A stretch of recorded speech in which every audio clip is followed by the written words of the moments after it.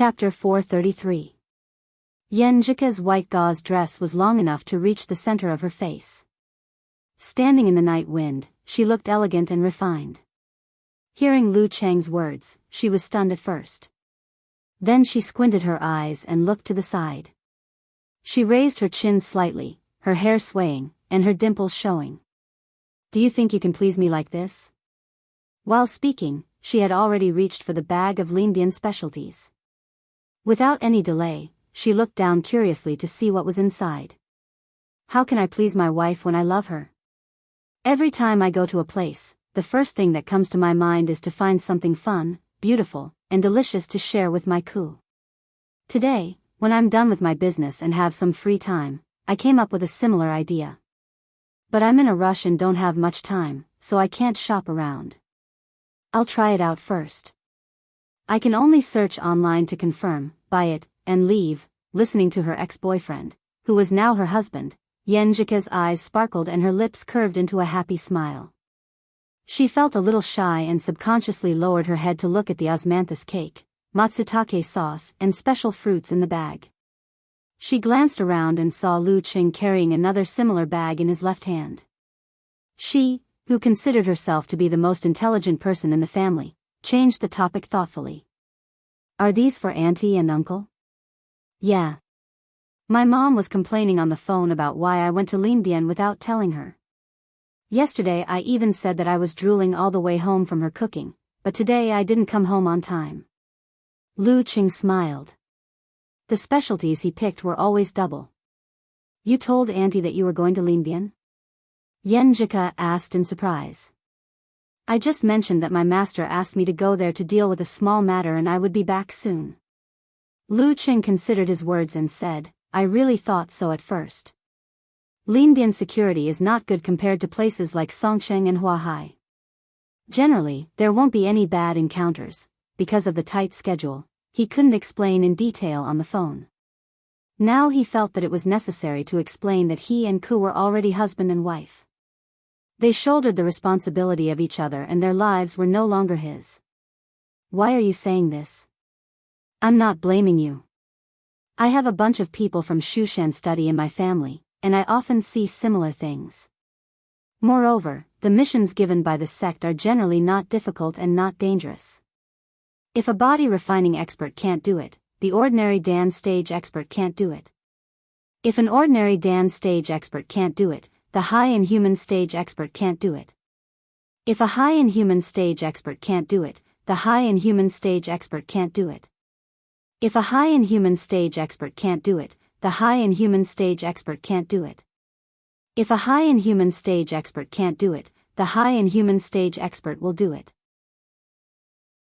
You said that when you went to Lianbian to deal with the sex affairs, I just felt that the security there wasn't very good, and that there might be some accidents, so I told you not to hold back when you encountered something, so as to avoid capsizing in the gutter.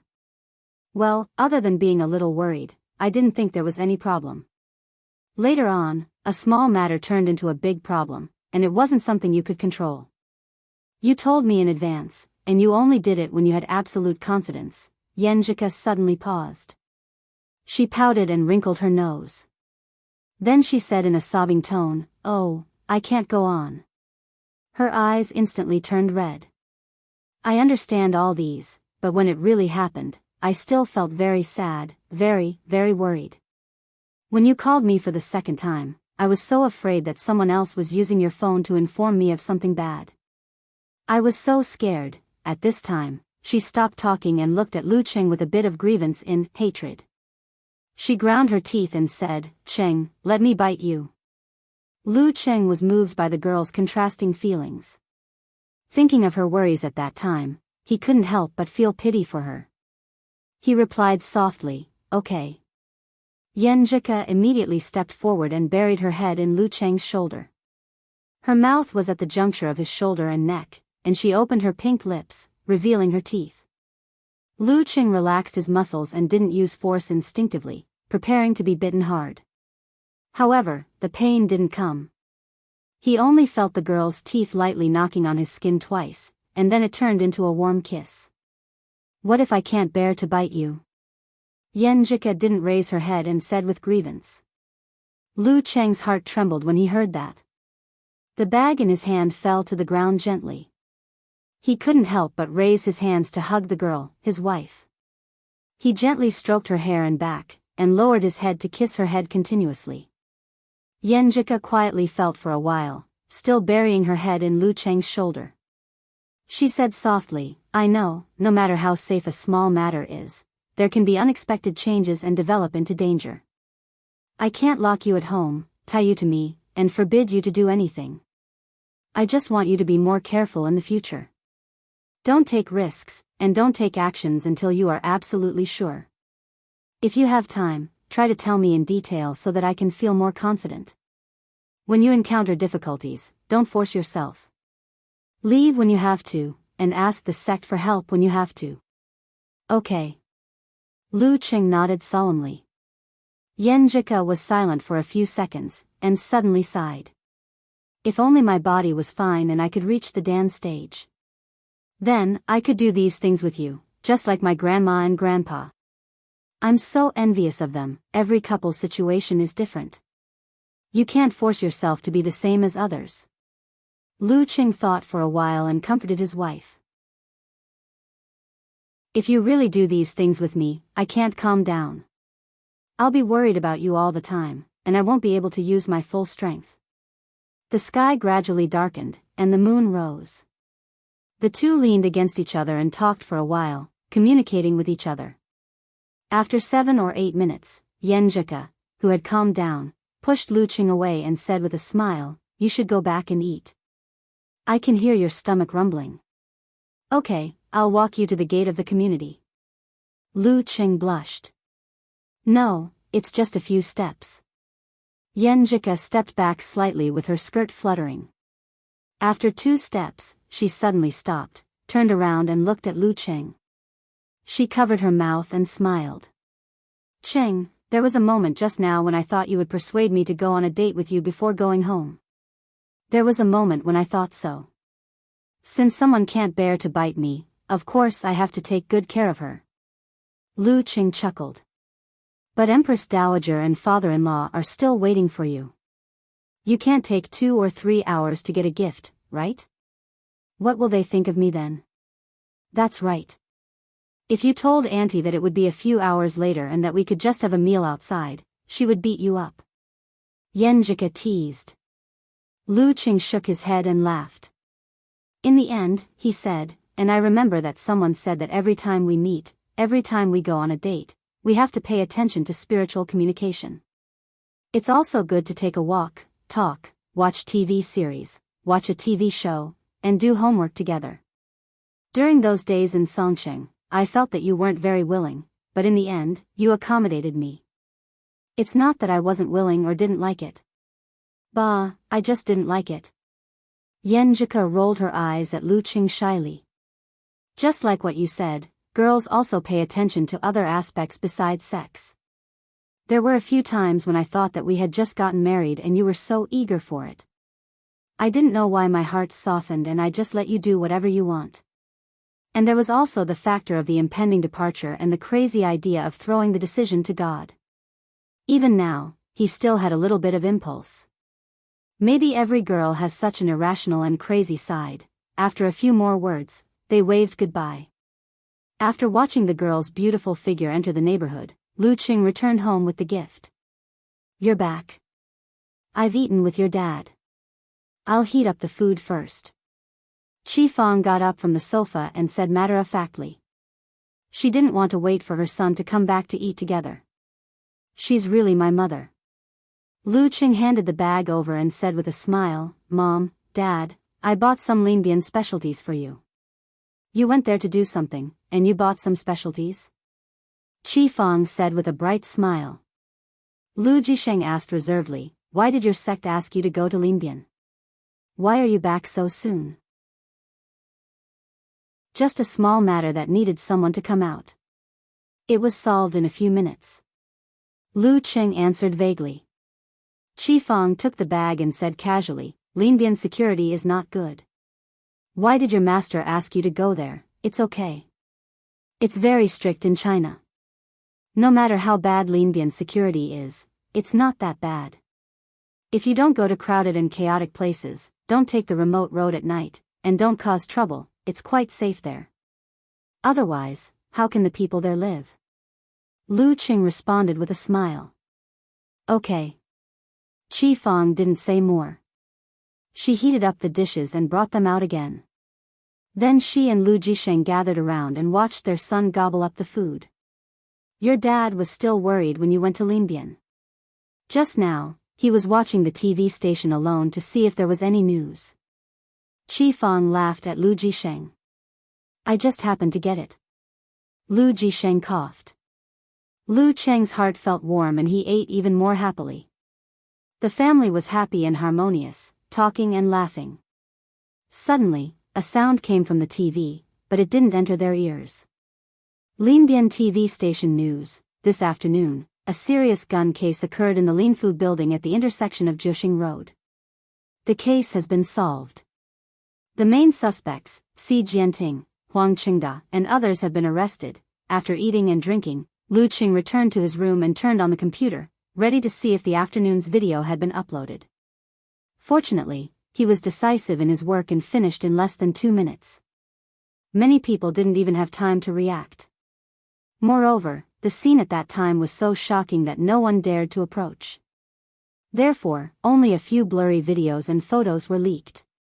Well, this is standard. Even my mom wouldn't recognize me. Lu Qing laughed and sighed in relief. Later, with the sex suppression, this matter couldn't spread. Just as he was about to close the web page, a message came in on QQ. Wonton Seller asked, Little Tiger, didn't you see the news in the group? Everyone is going to Huacheng for a meetup on the 15th. Do you want to come? Huacheng, where the Longhu Club was located. I probably won't come. Lu Qing thought for a moment before replying. A year ago, he was quite interested in the meetups. But in the past year, he mostly browsed without saying anything. His interactions with them had decreased, and he was unfamiliar with them. If he went, he would feel quite awkward. Chapter 434. Hey, aren't you on holiday? Wonton Seller asked with a surprised expression. Lu Qing replied with a silly smile, I'm busy meeting my girlfriend's parents. I don't have much time. Ku is going abroad soon. The most important thing is to accompany her. Pfft. Little Tiger, you're not in your 3rd year yet. Why are you meeting the parents? No, are you getting pregnant? You're going to be a father in university? Wonton Seller's gossipy soul seemed to have been ignited. You're thinking too much. Lu Qing sighed and said, I'm an adult and my relationship was discovered. I might as well meet the parents. Oh. Wonton Seller looked very disappointed. Then, she said in a serious tone, Little Tiger, you value your boyfriend more than your friends. Ever since you started dating, you haven't been to the forum much. You don't chat much in the group either. Didn't you join the martial arts club back then? Did you neglect it after you started dating? Cover mouth laughing emoji, that's not true. I signed up for the martial arts club to pursue my girlfriend. This is my daily life. How can I neglect it? Lu Qing replied with a snickering emoji. Your girlfriend sounds awesome. She's a Wulin master. What pin is she? Wonton Seller replied with a shocked emoji. Lu Qing answered honestly, professional 9th pin. But I haven't gone to the competition to get my certificate. Professional 9th pin. Wonton Seller widened her eyes and continued, then, Little Tiger, aren't you in danger of being beaten up by domestic violence? Your status in the family is worrying. Lu Qing laughed and said, beating is a sign of love. What's there to be afraid of? TSK. You're not that shy and honest little tiger anymore. Are you sure you don't want to join this meetup? Wonton Seller tempted again. Don't you want to meet everyone face to face? Don't you want to see how they've grown in the past 2 years? Little Fist got his professional 9th pin certificate last year and is working hard to reach the Dan stage. Little Ring is becoming a business elite with the help of his family's resources. The future big shots, Little Ma, Little Dragon, Little Pig Riding, and Little Kong are all going to join. She listed more than 10 forum members in one breath and dropped a bomb at the end. Don't you want to watch Dragon King's match live? The Little Pig Riding rider got a ticket. Similarly, the manager of a large number of fan gatherings had a certain connection with the corresponding club and had the opportunity to obtain internal tickets. Are you talking about the match between Longhu and Shangqing sect on the 16th? Asked Lu Cheng. Because there was a title battle on the weekend, this match was scheduled for the middle of the week. Yes. Are you tempted? Do you want to join? Wonton Seller asked with a, do you know Amway, spirit? Lu Cheng thought for a while and felt that it was still quite awkward, so he firmly refused. Forget it, forget it. I really don't have time. Alright, then I'll look for you when we meet again. Wonton Seller sighed in disappointment. You and Xiao Fan are really two extremes. One doesn't turn up no matter how we invite her, and the other wants to attend no matter how hard we try to stop her. Tell me, a 14-year-old girl who isn't even in her third year of middle school came all the way to Huaqing to meet her online friend. How can we be responsible? Her parents probably won't agree to it either. Lu Cheng had some understanding of Brahman's temper. You guys try to persuade her. Just tell her that we'll meet again after she goes to university. We've been persuading her like this every day. Wonton Seller smiled and cried. I even want to contact her parents directly. Lu Cheng said a few words in agreement, and then asked, Little Wonton, what major are you going to study? Her college entrance exam results seem to be okay. I'm still quite confused. I'm quite good at foreign languages, maybe I'll study something related. Wonton Seller answered with uncertainty. Then she waved her hand and said, I'm going to discuss with them about the meetup. Little Tiger, if you have the chance in the future, you must join us. Okay, bye. Lu Cheng replied perfunctorily. After a while, Yenjika came out of the bathroom and replied to the message. He shared the news with his wife. Longhu vs Shangqing. Dragon King vs Warrior Sage. Scratching chin expression with rolling eyes expression, Yenjika said, I really want to watch. We haven't watched a professional match live together. Cheng. Let me invite you on a date. Let's go watch the match live, not the meetup. We'll go by ourselves. I want to have a good time before I go abroad. Okay. Lu Cheng replied excitedly. Then he asked, does this count as a honeymoon? If you say so, arms akimbo expression, Yenjika looked at the sky. I'll get the tickets. You go and prepare the itinerary. Okay. Lu Cheng quickly booked the tickets and hotels and flipped through Huaqing's travel guide. Heh, I didn't expect to go there in the end, but the purpose was different. After everything was done, Yenjika suddenly sent a crying expression. What should I do? I'm so nervous when I think about meeting uncle and auntie tomorrow. It's mom and dad. Lu Cheng deliberately corrected her. Even more nervous. Crying expression, Yenjika replied. Huh, what are you afraid of? Just answer whatever they ask. If you can't answer, just look at me and I'll answer. If there's nothing else to talk about, I'll show you around my room to avoid awkwardness. Lu Cheng could understand Yenjika's current state of mind. Do you want to help set the table and tidy up when you eat? No, you're a guest the first time. Really? Just treat it like you're at home. You can do what you do at home. The two of them chatted for a long time on this topic. In the end, Yenjika decided to follow Lu Cheng's instructions and show her true colors. The next morning, Lu Cheng finished his training on time. After breakfast, he changed his clothes and took a taxi to the Yen residence at Backwater Lake. After a few minutes, Yenjika walked out wearing a short-sleeved shirt, a smock, a knee-length skirt and a pair of white shoes. Her hair was tied into a half bun to show off her gentle and sweet side. She was carrying a few bags of things in her hands, neither too much nor too little. What are these? Lu Qing asked curiously as he took them and held her delicate hand. Tea leaves, health supplements and fruits. My mom said that girls should be reserved on their first visit and not take too much. Anyway, I don't know. If she says so, then so be it. Yenjika pursed her lips and teased herself.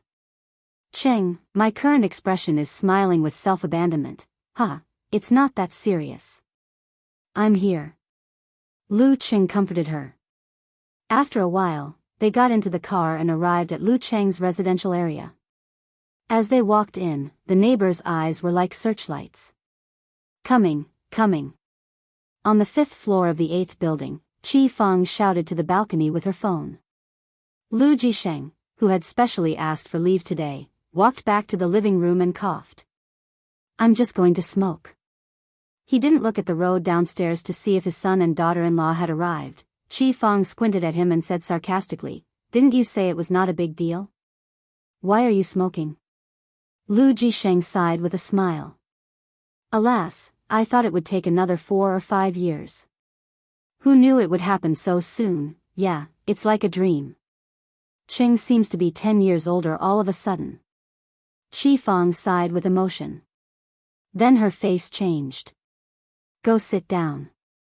They're going upstairs. In less than a minute, the door opened and Lu Qing led Yenjika in. He bent down and gave her a new pair of slippers that he bought yesterday. After changing, Yenjika saw Qi Fang and Lu Jisheng coming over. She panicked and blurted out before Lu Qing introduced her, "Hello, uncle, auntie." "Hello." Lu Jisheng and Qi Fang looked at their future daughter-in-law with a smile. Lu Qing handed over the things in his hand. "Mom, Dad, this is for Ku." "Oh, you're too polite. You don't have to bring these." Qi Fang took it with a smile and glanced at what was in the bag. "Come, sit down." Lu Jisheng pointed at the sofa in the living room. Yenjika nodded shyly and was led to the sofa by Lu Qing. After the 4 of them sat down, Lu Jisheng casually found a topic. "Jika, what's your major in Songqing University?" "Economics." Yenjika answered concisely. Qi Fang said with a smile, "You two were classmates in high school and college. What a coincidence. Did you meet in the martial arts club?" "Yes." "I saw the ranking in high school and knew Lu Qing, but I didn't know who he was." Yenjika glanced at Lu Qing with a smile. Who would have thought today would come? Qi Fang thought it was quite amazing. The family began to chat harmoniously. Lu Qing was responsible for livening up the atmosphere and answering some questions. He also paid attention to the situation at all times. He planned to take his wife to do other things when they had nothing to talk about, so as to avoid the awkwardness of forced conversation. After a while, there was a sudden knocking sound at the door. "Who is it?" Lu Qing turned to the door in confusion. He walked over and opened the door. It was his cousin, Ma Shi, standing outside. Ma Shi raised her eyebrows playfully and poked her head into the room. She smiled at Lu Jisheng and Qi Fang and said, "Uncle, Aunt, my mom said that the chili sauce you made last time was very delicious. She asked me to come and get some more. Why didn't you say so earlier?" Qi Fang complained and went to the kitchen. Ma Shi entered the room and glanced at Yenjika.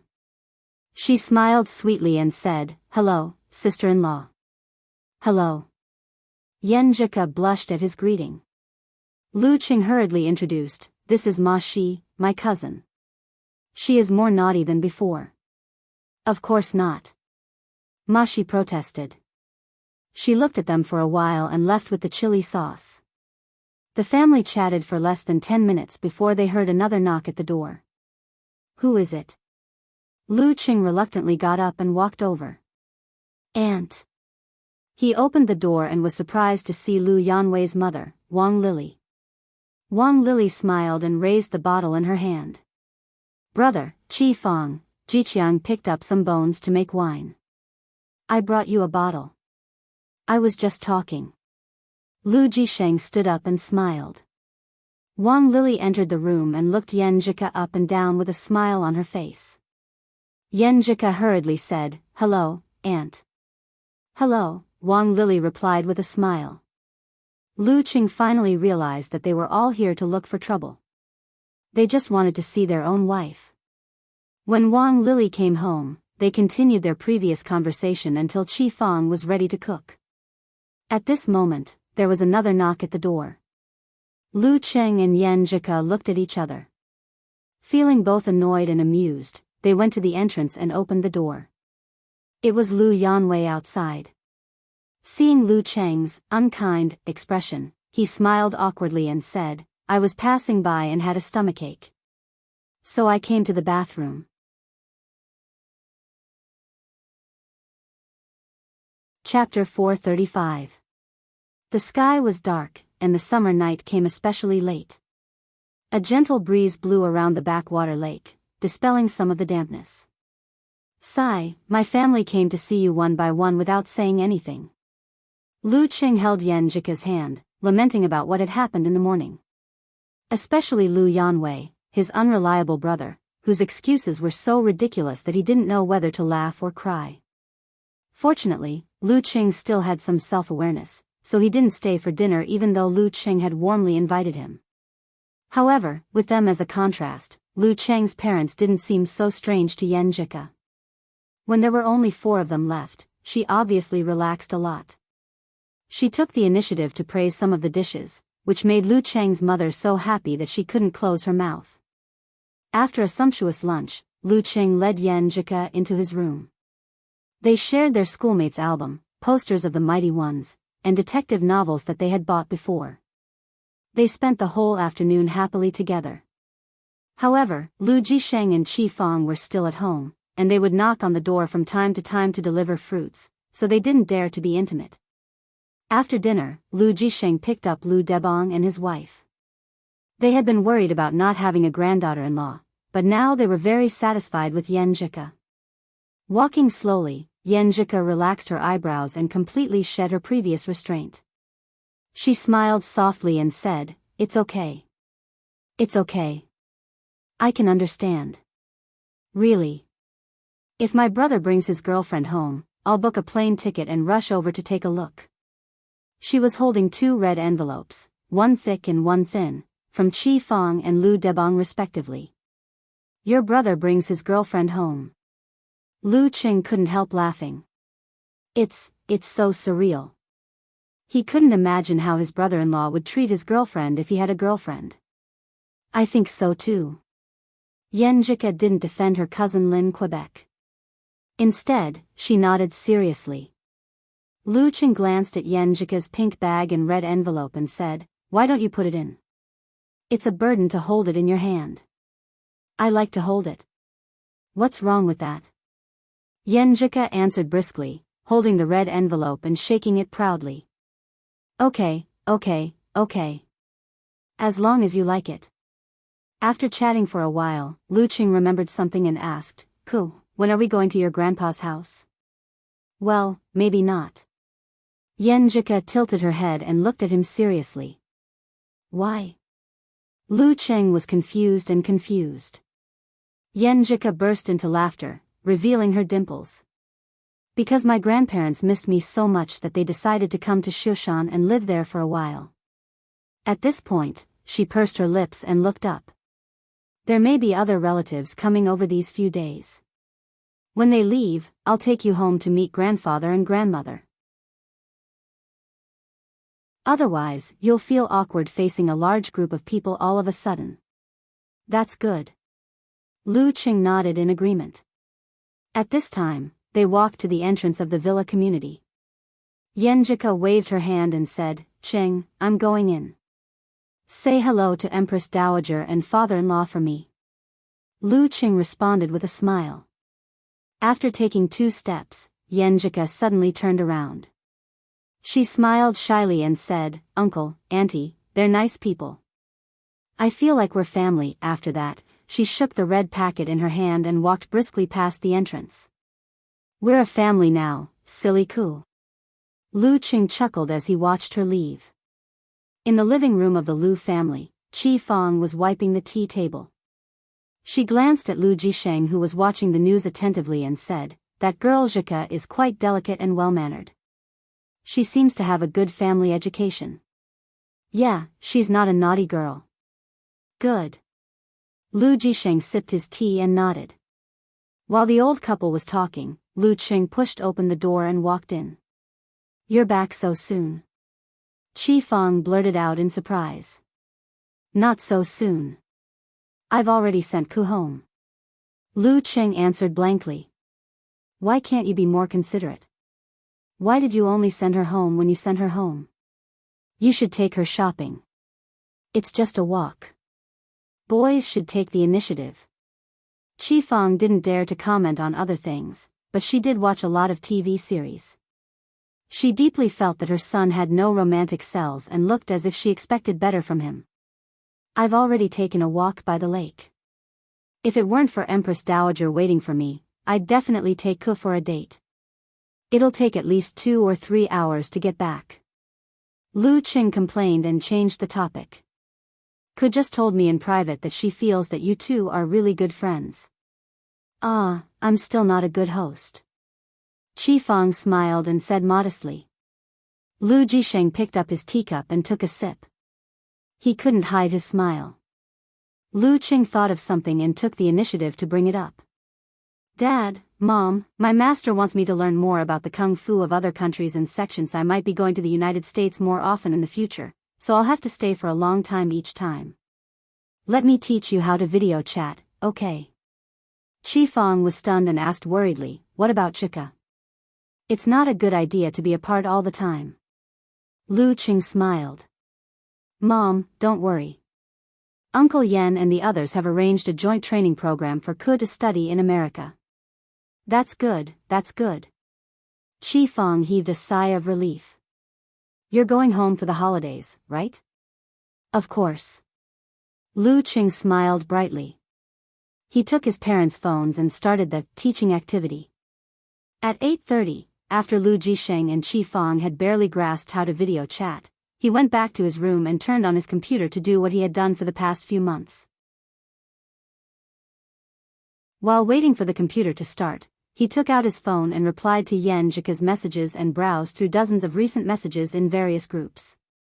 Among them, in the family group, Mashi sent an emoji of drinking water. "Sister-in-law, you're so beautiful. You're much prettier than on TV." Lu Yanwei didn't say anything but sent a thumbs-up emoji. Seeing that these messages were from a few hours ago, Lu Qing didn't respond and clicked on an emoji of passing by quickly. His computer was fully booted up. He opened the browser and began to browse various niche, cultivation, forums and large shopping websites. Ever since his 9 words formula became famous, items related to the Lin, Bing, Do, Zhe, all array advance became a hot topic on the internet. Many people posted things like ancient 9 words picture, golden stone 9 seals, incomplete secret art, ancestral 9 words picture atlas, and so on. They would cheat and cheat as much as they could. After all, even sects like the Shangqing sect and Daxing Temple could not guarantee that their disciples would be able to practice something by looking at the picture. "What? You said you bought my ancestral secret method but didn't practice the secret method? Boy, you're not smart enough. Here, let me introduce you another one, suitable for people with low intelligence. Is that not enough? Look at yourself in the mirror. Don't practice martial arts if you're ugly." In this situation where non-strong martial artists couldn't distinguish the real from the fake, many people thought that they had good taste and good luck. They believed that they could definitely distinguish the real from the fake and find the real secret method. Then, they would have an adventure and become the protagonist, walking to the peak of life. Lu Qing relied on his ability to return to the origin of cultivation through the remaining essence and charm of the 9 words formula. He also joined the ranks of the gold rush, hoping to find something useful. To him, with the breakthrough some time ago, the inhuman stage wasn't so far away. However, how long it would take for him to step into it was another matter. Although he had set a target of 4 months, he only had a certain degree of confidence and did not dare to say that he was certain. Therefore, in addition to the daily training of his will and martial arts, he planned to find some catalysts and primers in order to accumulate enough momentum. Within 3 to 4 months, he would be able to push past the threshold of the inhuman stage like a flood breaking through a dam. Currently, the most promising primer and catalyst was undoubtedly the remaining 9 words formula. Not only would it help him, but it also had the possibility of healing his master's injury and Ku's body. This was his main goal for this semester. In the past few months, Lu Cheng had actually found many items that he himself found hard to distinguish. However, he didn't waste time to verify them himself. He directly passed the clues to Geezer Shur and asked him to pass them to the divine enchanter of Sin Flame and other seniors. Hey, if it's a liar, the military daddy will strip you of your underwear, he thought to himself. However, from the feedback from the military, they were all fake, of course. Lu Cheng wouldn't pass all the clues to the military. This was because a few of the items did have some remaining essence and charm. He could directly confirm that they were real and wanted to spend a few hundred yuan to pick them up. However, up until now, these few items were either too incomplete or had wrong charm. They hadn't given him a new 9 words formula yet. Cheng, did I eat too much during lunch and dinner? Yenjika, who had just calmed down after taking a shower, sent a message to Lu Cheng via days when she thought of this. Lu Cheng couldn't help but laugh. Hand-touching chin expression, he said, "No, I'll be the comparison." While chatting, he glanced at the computer screen from the corner of his eye. Suddenly, he was stunned. On the current page was a brocade handkerchief with the word "Do" engraved on it. It vaguely gave a feeling of fighting against the heavens and the earth. Lu Cheng sat up straight, moved the mouse, and clicked on the dialog box with the seller. "Where did this thing come from?" he asked bluntly. The seller was called Never Miss a Chance. He replied enthusiastically, "Dear, this was passed down from my ancestors. Do you want to buy it? I've been having a hard time recently, so I'll give you a discount. 999 yuan is yours." It's the same style as Lu Cheng's. Dear, the pronunciation of the word "do." I mean, if you want to cheat, at least make it more real. A handkerchief needs to be old. You just bought it not long ago, right? Lu Cheng said with a sneer. Dear, we're just trying to make a living. You don't have to do this. Never Miss a Chance's attitude suddenly turned cold. Also, where did you copy it from? Were you cheated too? Lu Cheng's expression was solemn, but his tone sounded like he was gossiping.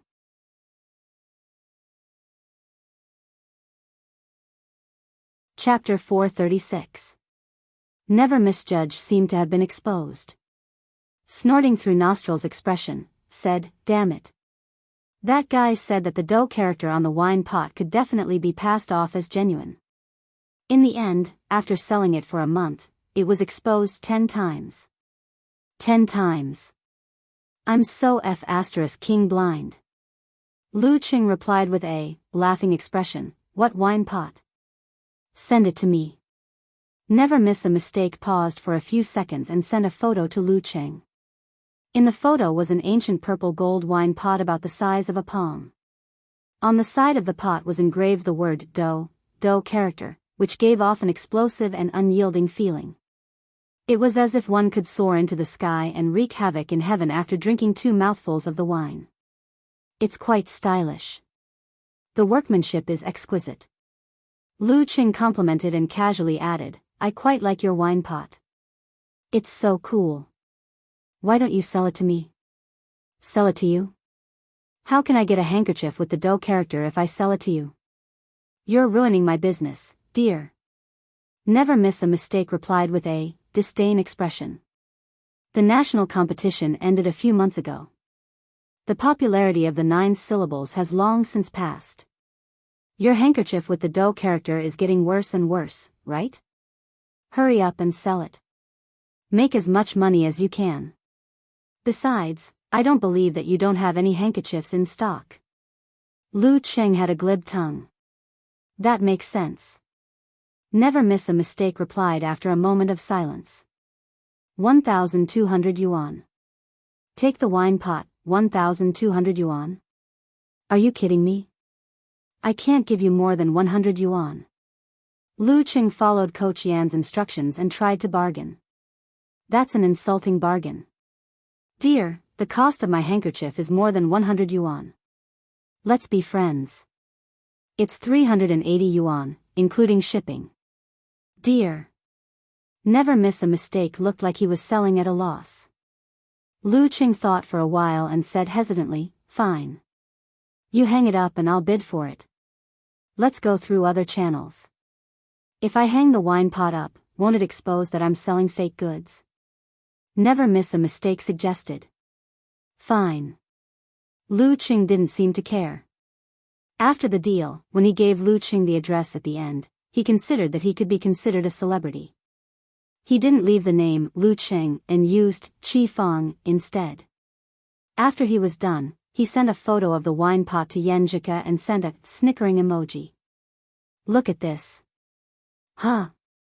The fighting formula. It feels like the fighting formula.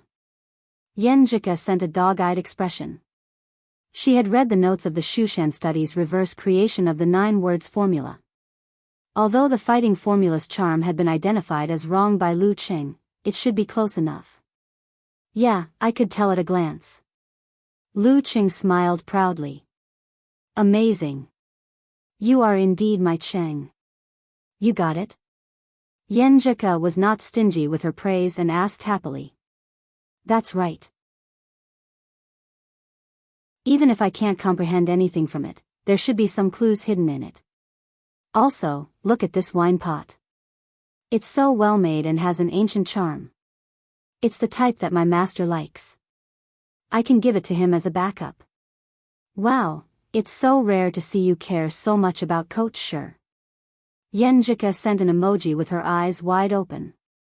Lu Qing replied with a dumbstruck expression, what do you mean by rare? I've always respected my master. TSK, TSK. Why do I remember that you always slandered him? Yenjika sent an emoji with her eyes rolling. It's called slandering but remembering, Lu Qing replied with a serious face emoji. Is that so? Yenjika sent an obedient emoji. How much did you spend on this wine pot?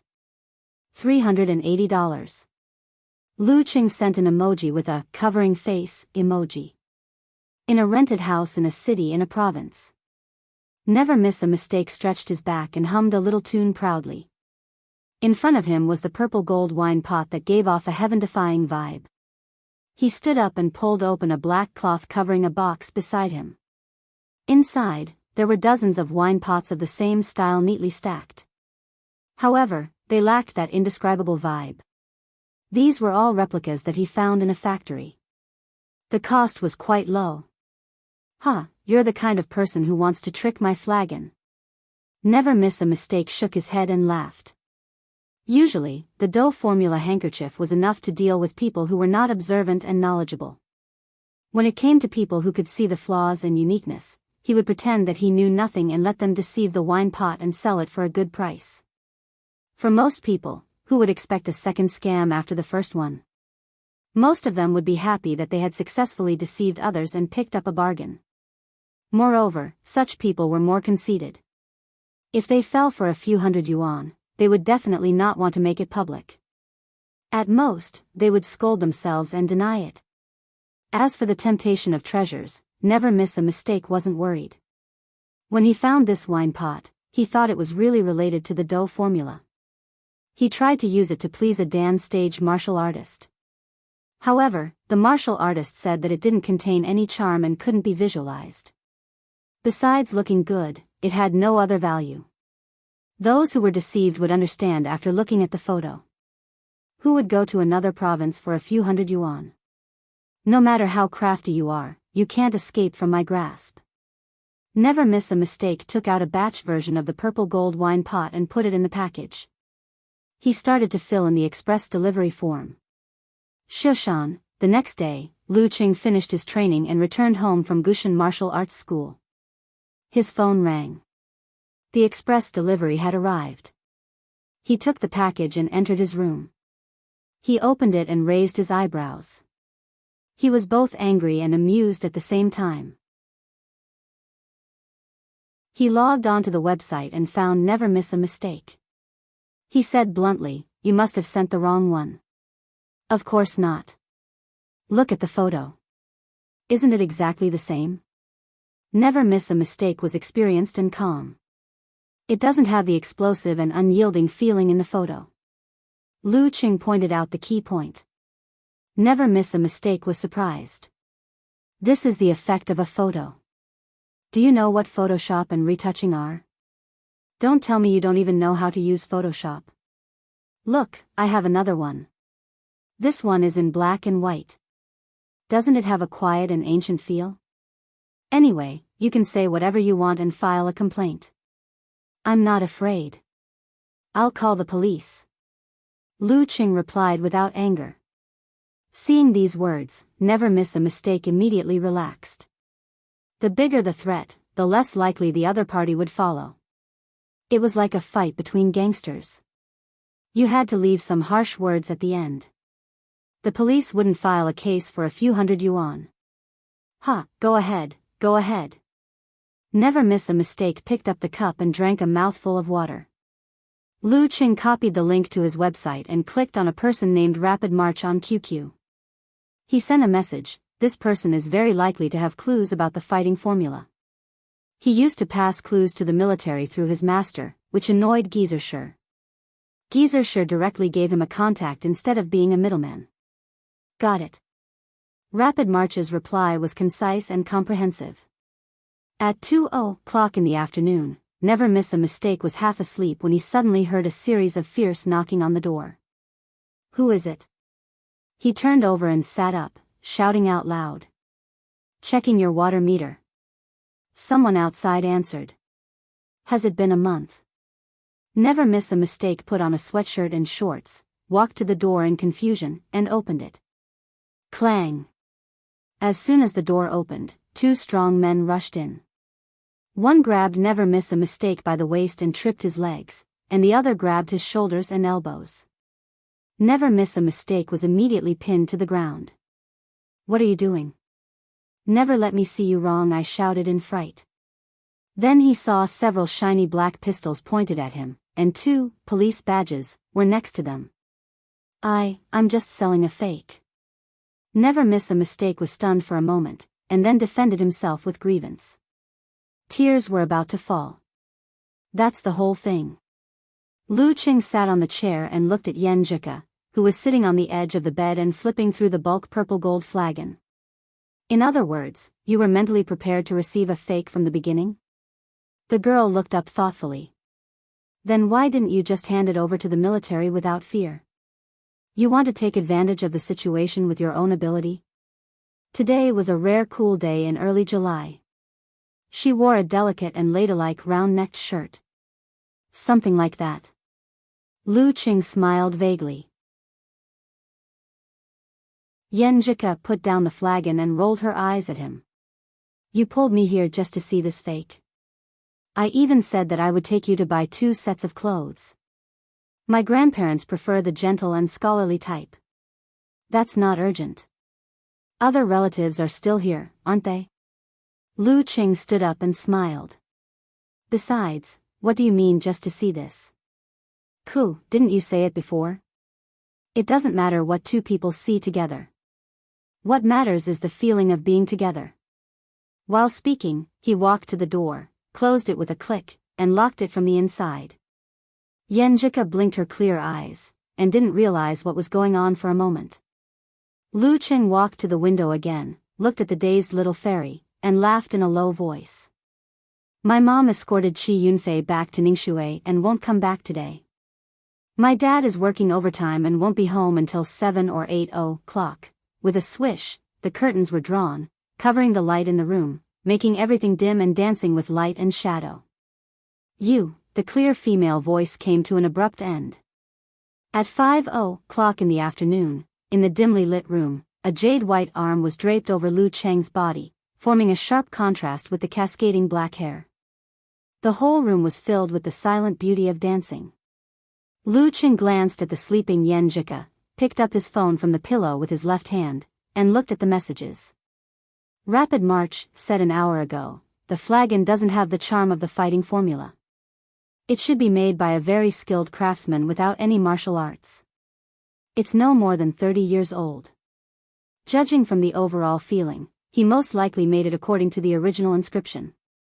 Let's trace the origin of this flagon immediately.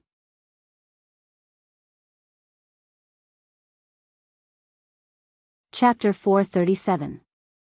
At 5:30 p.m. Yenjika woke up from her nap and put on Lu Cheng's t-shirt and shorts.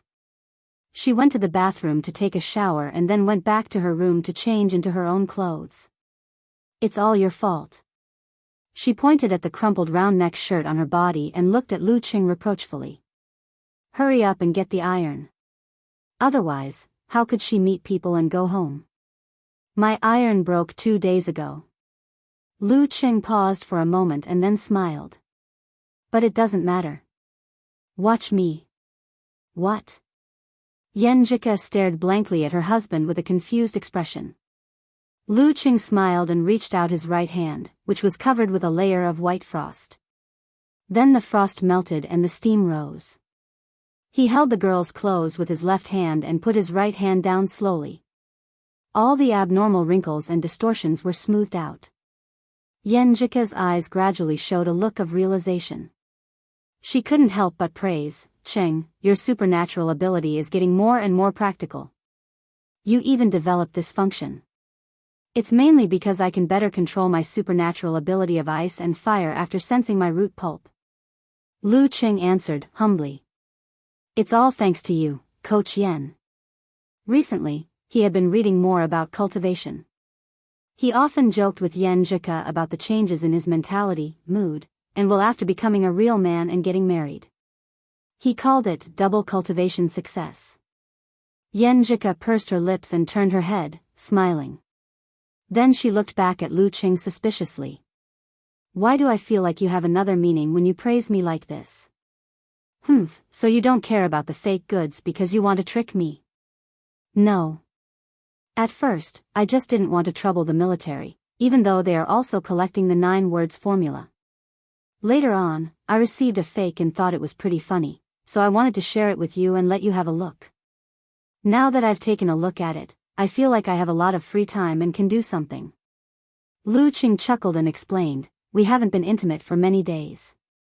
What if I'm not very willing to do it today? Yenjika played with her long hair and narrowed her eyes. Lu Cheng smiled and spread his hands. Then we can browse the forums and Weibo and talk about interesting topics. We can go out and buy some clothes at 4 or 5 o'clock. We have a lot of things to do together. Hindsight. Yenjika raised her chin slightly, and the corners of her eyes were slightly raised. She stood up and walked to the door. Suddenly, she glanced at Lu Cheng, annoyed and amused. Look at you, why did you lock the door? You made yourself look like a bad guy. Aren't I guarding against accidents? What if my mom didn't stay at my aunt's house today? What if my dad got off work early and opened my door to see if I was in?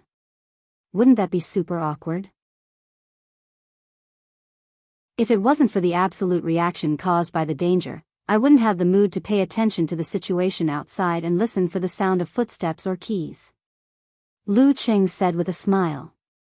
But you found the door locked from the inside. Isn't that embarrassing? Yenjika tilted her head in confusion. Think about it. In other people's eyes, we are already a couple who have met each other's parents. It's normal for us to lock the door and make out occasionally. It would be weird if we didn't.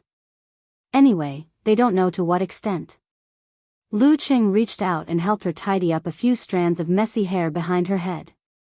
You seem to have a lot of experience. Yenjika looked at Lu Cheng up and down with her sparkling eyes. It's all from other people's experience and lessons on the internet. You have to be good at learning. Lu Cheng chuckled. Well, Little Ming's embarrassing anecdotes. 2 days later, the military still hadn't found out the origin of the wine pot. Lu Cheng put on the gold-rimmed glasses he bought for the refined style, changed into matching clothes, and carried the gifts. Together with Yen Jika, he entered the villa community by the backwater lake and walked to the Yan's house. Compared to last summer when he sneaked in with fear, this time he was so open and aboveboard. Later, just answer whatever Grandpa and Grandma ask you. Don't talk about other things. They have been head teachers for many years. They hate the kind of boys who don't talk seriously. Before entering the house, Yen Jika specially reminded him again. Lu Qing didn't feel any pressure when facing the two generations of elders. He laughed and pointed at himself. Anyway, I got into Songqing University with my own ability. Grandpa and Grandma will definitely like me. In high school, he was always in the top 5 of his class, often the top 3, and sometimes the top 20 or top 10 students in his grade. He even exceeded his standards in the college entrance examination. A real man doesn't talk about his past achievements. Yen Jika chuckled and pushed the door open. In the spacious living room, Yen Kai, who was on vacation today, was talking with Yen Jihua and Gao Fen. When he heard the digital music, he stood up and greeted his daughter and son-in-law. Ji Mingyu had an important business meeting today, so she wouldn't come back until dinner time. Lu, you're here. Yen Kai was able to speak to the bastard who had stolen his precious cabbage in a more peaceful and friendly manner. Hello, uncle. Lu Qing changed into slippers. Dad, why are you here? Qing is not a guest. Yen Jika said to lighten the atmosphere. Then she took her husband's hand and led him to the sofa. She said in a sweet voice, Grandpa, Grandma, Lu Qing brought you something. Hello, Grandpa and Grandma. Lu Qing handed over the tea leaves, original proof wine and other gifts. Huh, you're too polite. Lu, sit. Yen Jihua looked at Lu Qing, took the bag and put it aside. After they sat down, he asked with a smile, Lu, you're also in Shoshan No. 1 middle school? Why do all parents like to ask this? Lu Qing complained in his mind and answered with a smile, yes, I'm in the class next to Kuz. Every time the grade ranking is announced, I'll hear her name. Qing was also in the top 10 or 20 of the grade. I know such a person. Yen Jika took the initiative to help him show off. But she had only heard about it and forgot about it. That time in the martial arts club, she didn't think the name, Lu Qing, sounded familiar, not bad. Yen Jihua and Gao Fen looked at each other and nodded with a smile. Then Lu was admitted to Songqing University, so he and Ku were classmates. Yen Kai added. In fact, this was something that Yen Jika had mentioned in private. But in order to have something to talk about and not be so awkward, the elders started to talk about it. Yen Jihua was very scholarly. Hearing this, he asked with confusion and curiosity, then Xiao Lu, why did you decide to switch to martial arts? It was a coincidence. After I found out that Ku had signed up for the martial arts club, I signed up on impulse. After a few times, I started to feel that I have some talent and I can't waste it like this. Lu Qing told them the truth, even telling them that he had joined the martial arts club to pursue someone's granddaughter. He didn't need to mention this in front of his parents, but in front of the Yen family, they would feel his sincerity and importance to Ku. I didn't know that. Yen Kai laughed with mixed feelings. Yen Jihua laughed heartily and joked, Lu, you're scheming, aren't you? The topic was opened and the family started to talk about the couple's past. Yen Jika blushed from time to time. Lu, Ku is going to study abroad. I heard from her that you plan to go there often and have martial arts exchanges. Gao Fen was concerned about the most practical issue. Yes, I'll try to fly there once a month and stay for a week or 2. Lu Qing said. Yen Jihua nodded thoughtfully. I need to hire a special chef for you. Young people nowadays don't know how to cook. You'll get tired of foreign dishes after a few times, I know a little. Lu Qing couldn't help showing off. Yen Jika nodded like a chicken pecking at rice. Oh, what can you do? What are you good at? Yen Jihua smiled curiously. Actually, I can only cook noodles and egg fried rice. I'm best at these 2. Lu Qing said self-deprecatingly. As soon as he finished speaking, he felt that the air was a little bit quieter, as if something dangerous was brewing.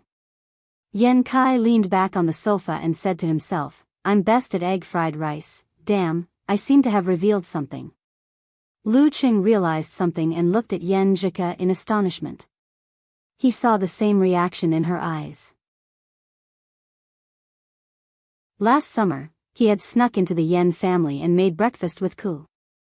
In the end, he was almost caught in the act by his father-in-law. At that time, he thought that the bowl of egg fried rice was specially made by Ku for him and did not realize that he was there. He seemed to have understood something. "It's all your fault. Don't show off." After lunch, Yen Jika scolded Lu Qing in the girl's bedroom. "I was so afraid that my dad would jump up and take out his scalpel. I totally forgot about that." Lu Qing wiped the non-existent cold sweat. "You can't get carried away." At this moment, there was a knock on the door. Yen Kai said loudly, "Ku, Lu, I brought you some fruits." "Thank you, uncle." Lu Qing walked over and opened the door, only to see his father-in-law holding a plate of neatly cut fruits. Neatly cut, after meeting Yen Jika's grandparents, the couple lived life as usual. Sometimes Lu Qing would go to Yan's house for dinner, sometimes Yen Jika would go to Lu's house for a visit, sometimes they would go shopping and date, sometimes they would be alone. Soon, it was July 14th. The military was said to have found the whereabouts of the wine pot. At noon, Lu Qing packed his luggage and walked out of his room. "You little rascal, you've improved. You know how to bring Jika on a trip." Chi Fong nodded with satisfaction. "Mom, don't underestimate your son." Lu Qing shook his head and walked to the door. Destination, Huacheng. The battle between the Dragon King and the warrior sage.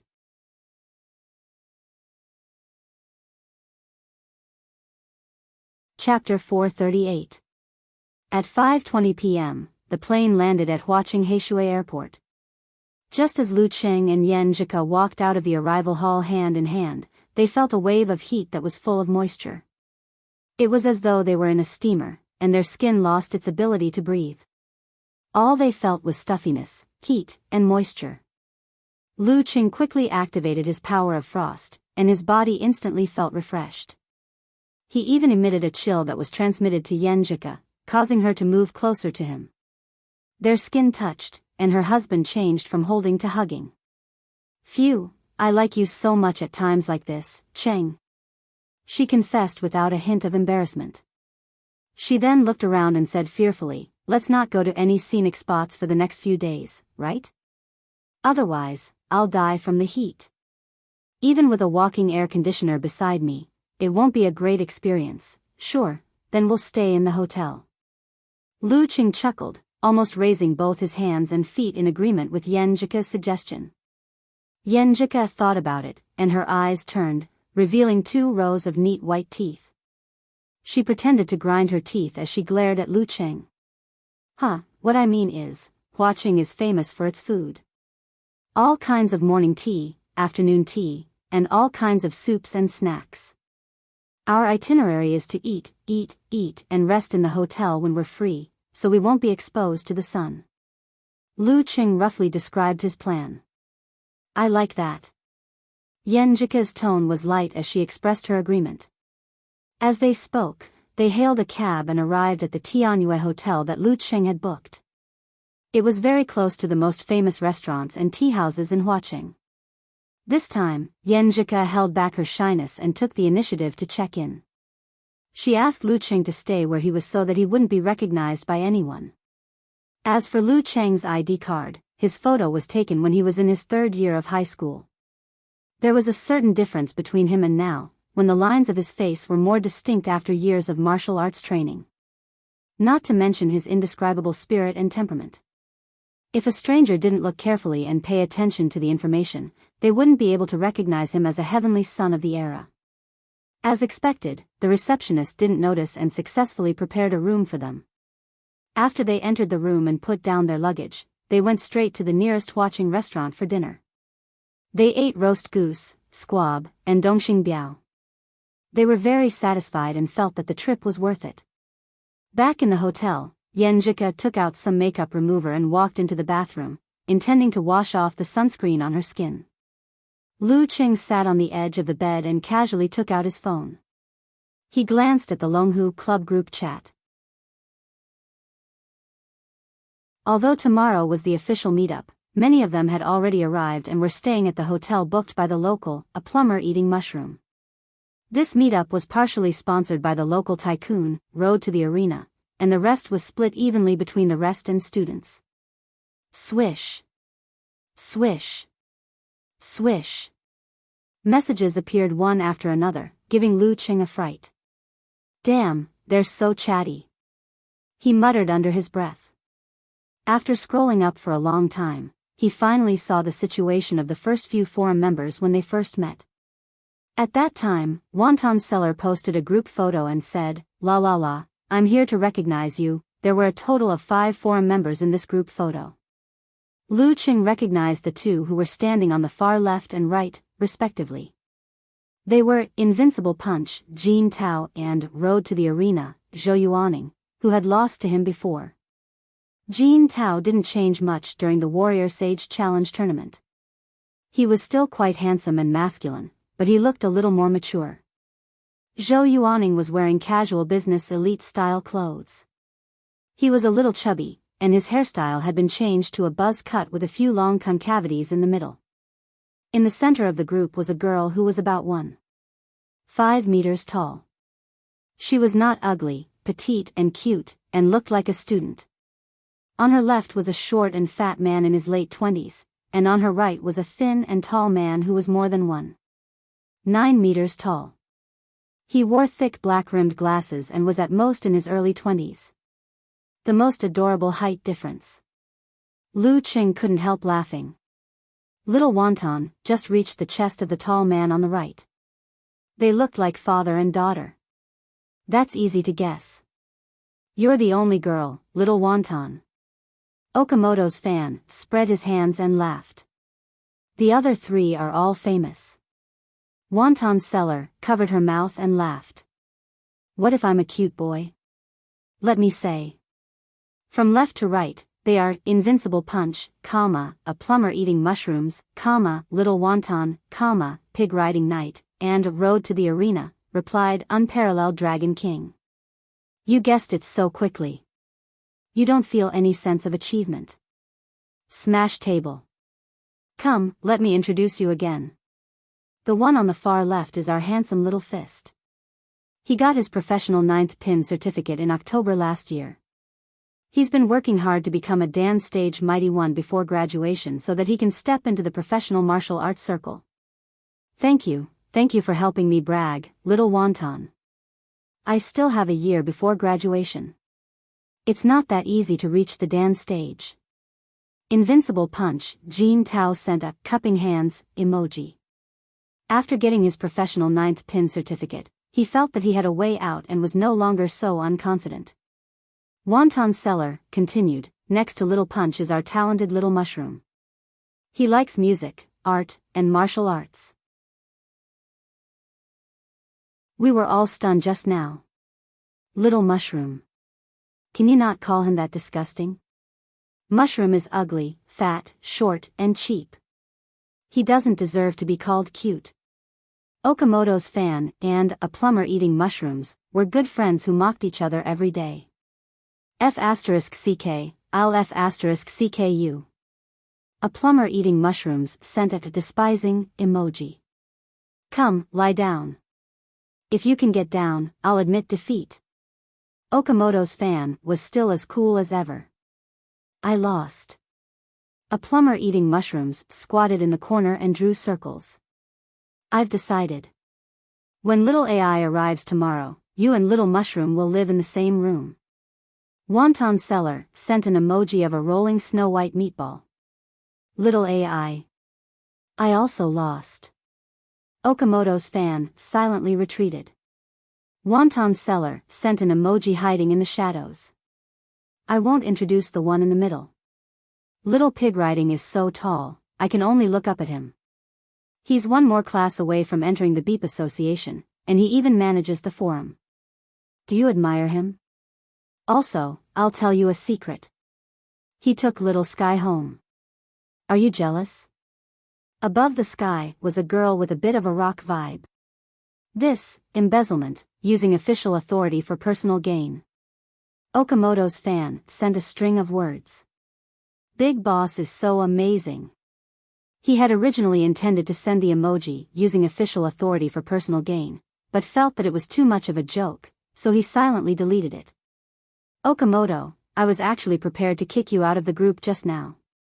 Fortunately, you didn't say anything too outrageous. Pig Riding Knight raised an emoji of an emoji. There's no need to introduce Little Arena.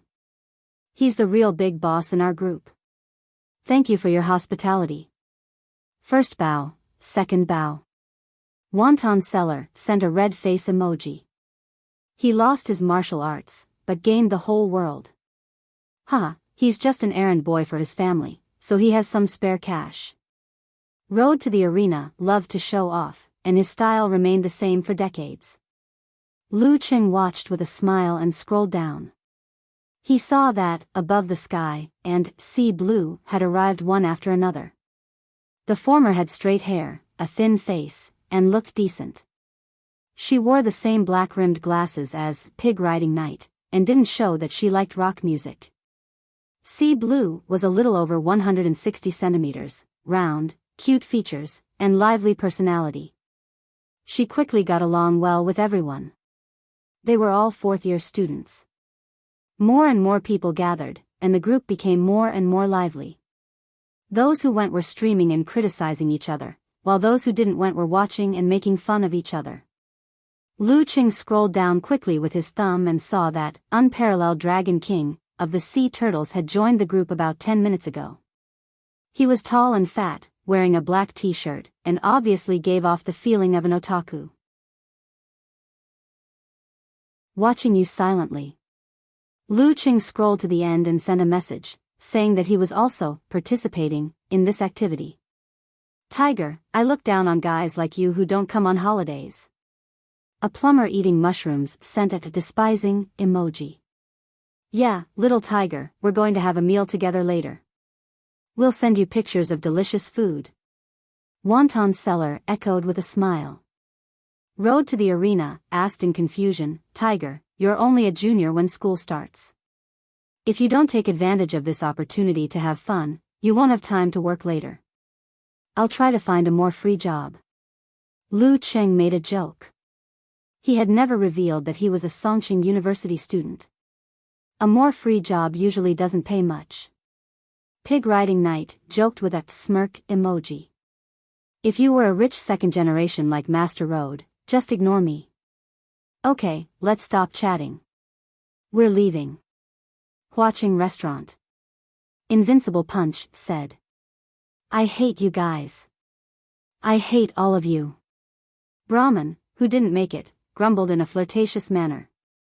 At this moment, Yenjika walked out of the bathroom, fiddling with her hair. She glanced at Lu Qing and asked in confusion, Qing, what are you looking at? Aren't they meeting in person? I'm looking through the chat history of Longhu Forum. Lu Qing answered with a smile. Let me see. Yenjika sat beside him curiously and took the phone. Lu Qing hugged her and moved his head closer. He introduced her and breathed in the girl's fragrance. Little Wonton is about the same height as Xiaoling. Yenjika pointed at the photo and laughed. Little Wonton is a little taller. She's standing beside Pig Riding Knight and Unparalleled Dragon King, just like a victim kidnapped by criminals. The contrast between height and temperament is so obvious. It's so funny. Well, if Yan Xiaoling stands there, the effect will be the same. Lu Qing teased his two fans and felt that he couldn't get enough of his wife's fragrance.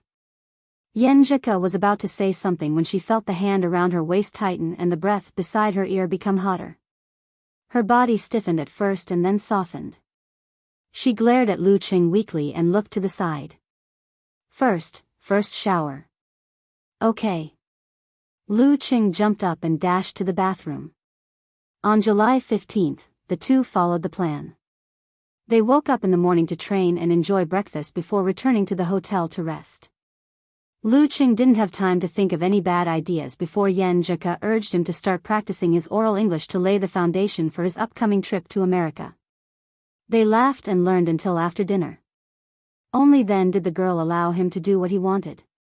It was a romantic moment. On July 16th, after morning training and breakfast, they set off for Mtchisha near Huacheng. This was the home ground of Longhu Club. When the car entered the mountain road, Yan Zhika, who was enjoying the scenery, suddenly pulled Lu Qing and pointed to a bus outside. Qing, little wonton, and the rest.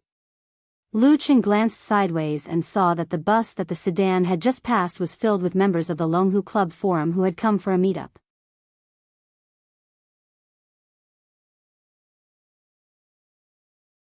Chapter 439. The bus was soon pulled away and disappeared from Lu Qing and Yan Zhika's sight. What a coincidence. Lu Qing shook his head and laughed. He pushed his glasses up and sighed. He knew very well that his friends from the Longhu Club would be watching the match today, but he didn't expect to run into them on the way. Of course, this was just his own personal experience. Even if they had seen the passenger in the car, they wouldn't have known that it was his friend, Schrodinger's tiger.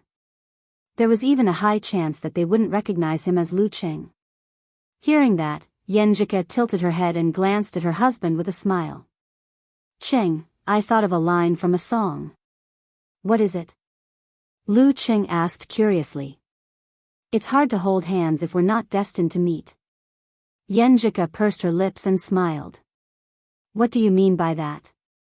Lu Qing replied, annoyed and amused at the same time. He added wittily, then we'll be together even if we're 1,000 miles apart by fate, and spend 100 years sleeping on the same pillow? Yan Zhika spat and turned her head to the side with a smile. She then looked at Lu Qing with disdain. It's such an old song, and you still remember it so clearly? Uncle Qing. As they bickered, the car slowed down and drove into the parking lot. Lu Qing and Yan Zhika paid half of the rental fee and got out of the car. They followed the instructions and walked along the road hand in hand for about 600 to 700 meters. After turning a corner in a mountain valley, the view before them suddenly opened up. They felt the heat factor in the air increase and become extremely active. In front of them was a wide area that sank deeper into the center. Every few steps, flames would emerge from the ground and burn quietly. They didn't seem to be extinguished even if it was day or night. Looking into the distance, Lu Qing could see a dark red liquid flowing in the cracks at the core of this place. The parts closer to the outside seemed to be covered by a dark gray armor. Just looking at it from afar, he could feel the tyrannical heat. This was the home ground of the Longhu Club, the famous Fiery Hell. Around this area, which was the size of 2 or 3 football fields, there were many semi-enclosed transparent corridors. The corridors were either high or low, divided into several rows, or partitioned into private rooms. These were the stands, in the usual sense.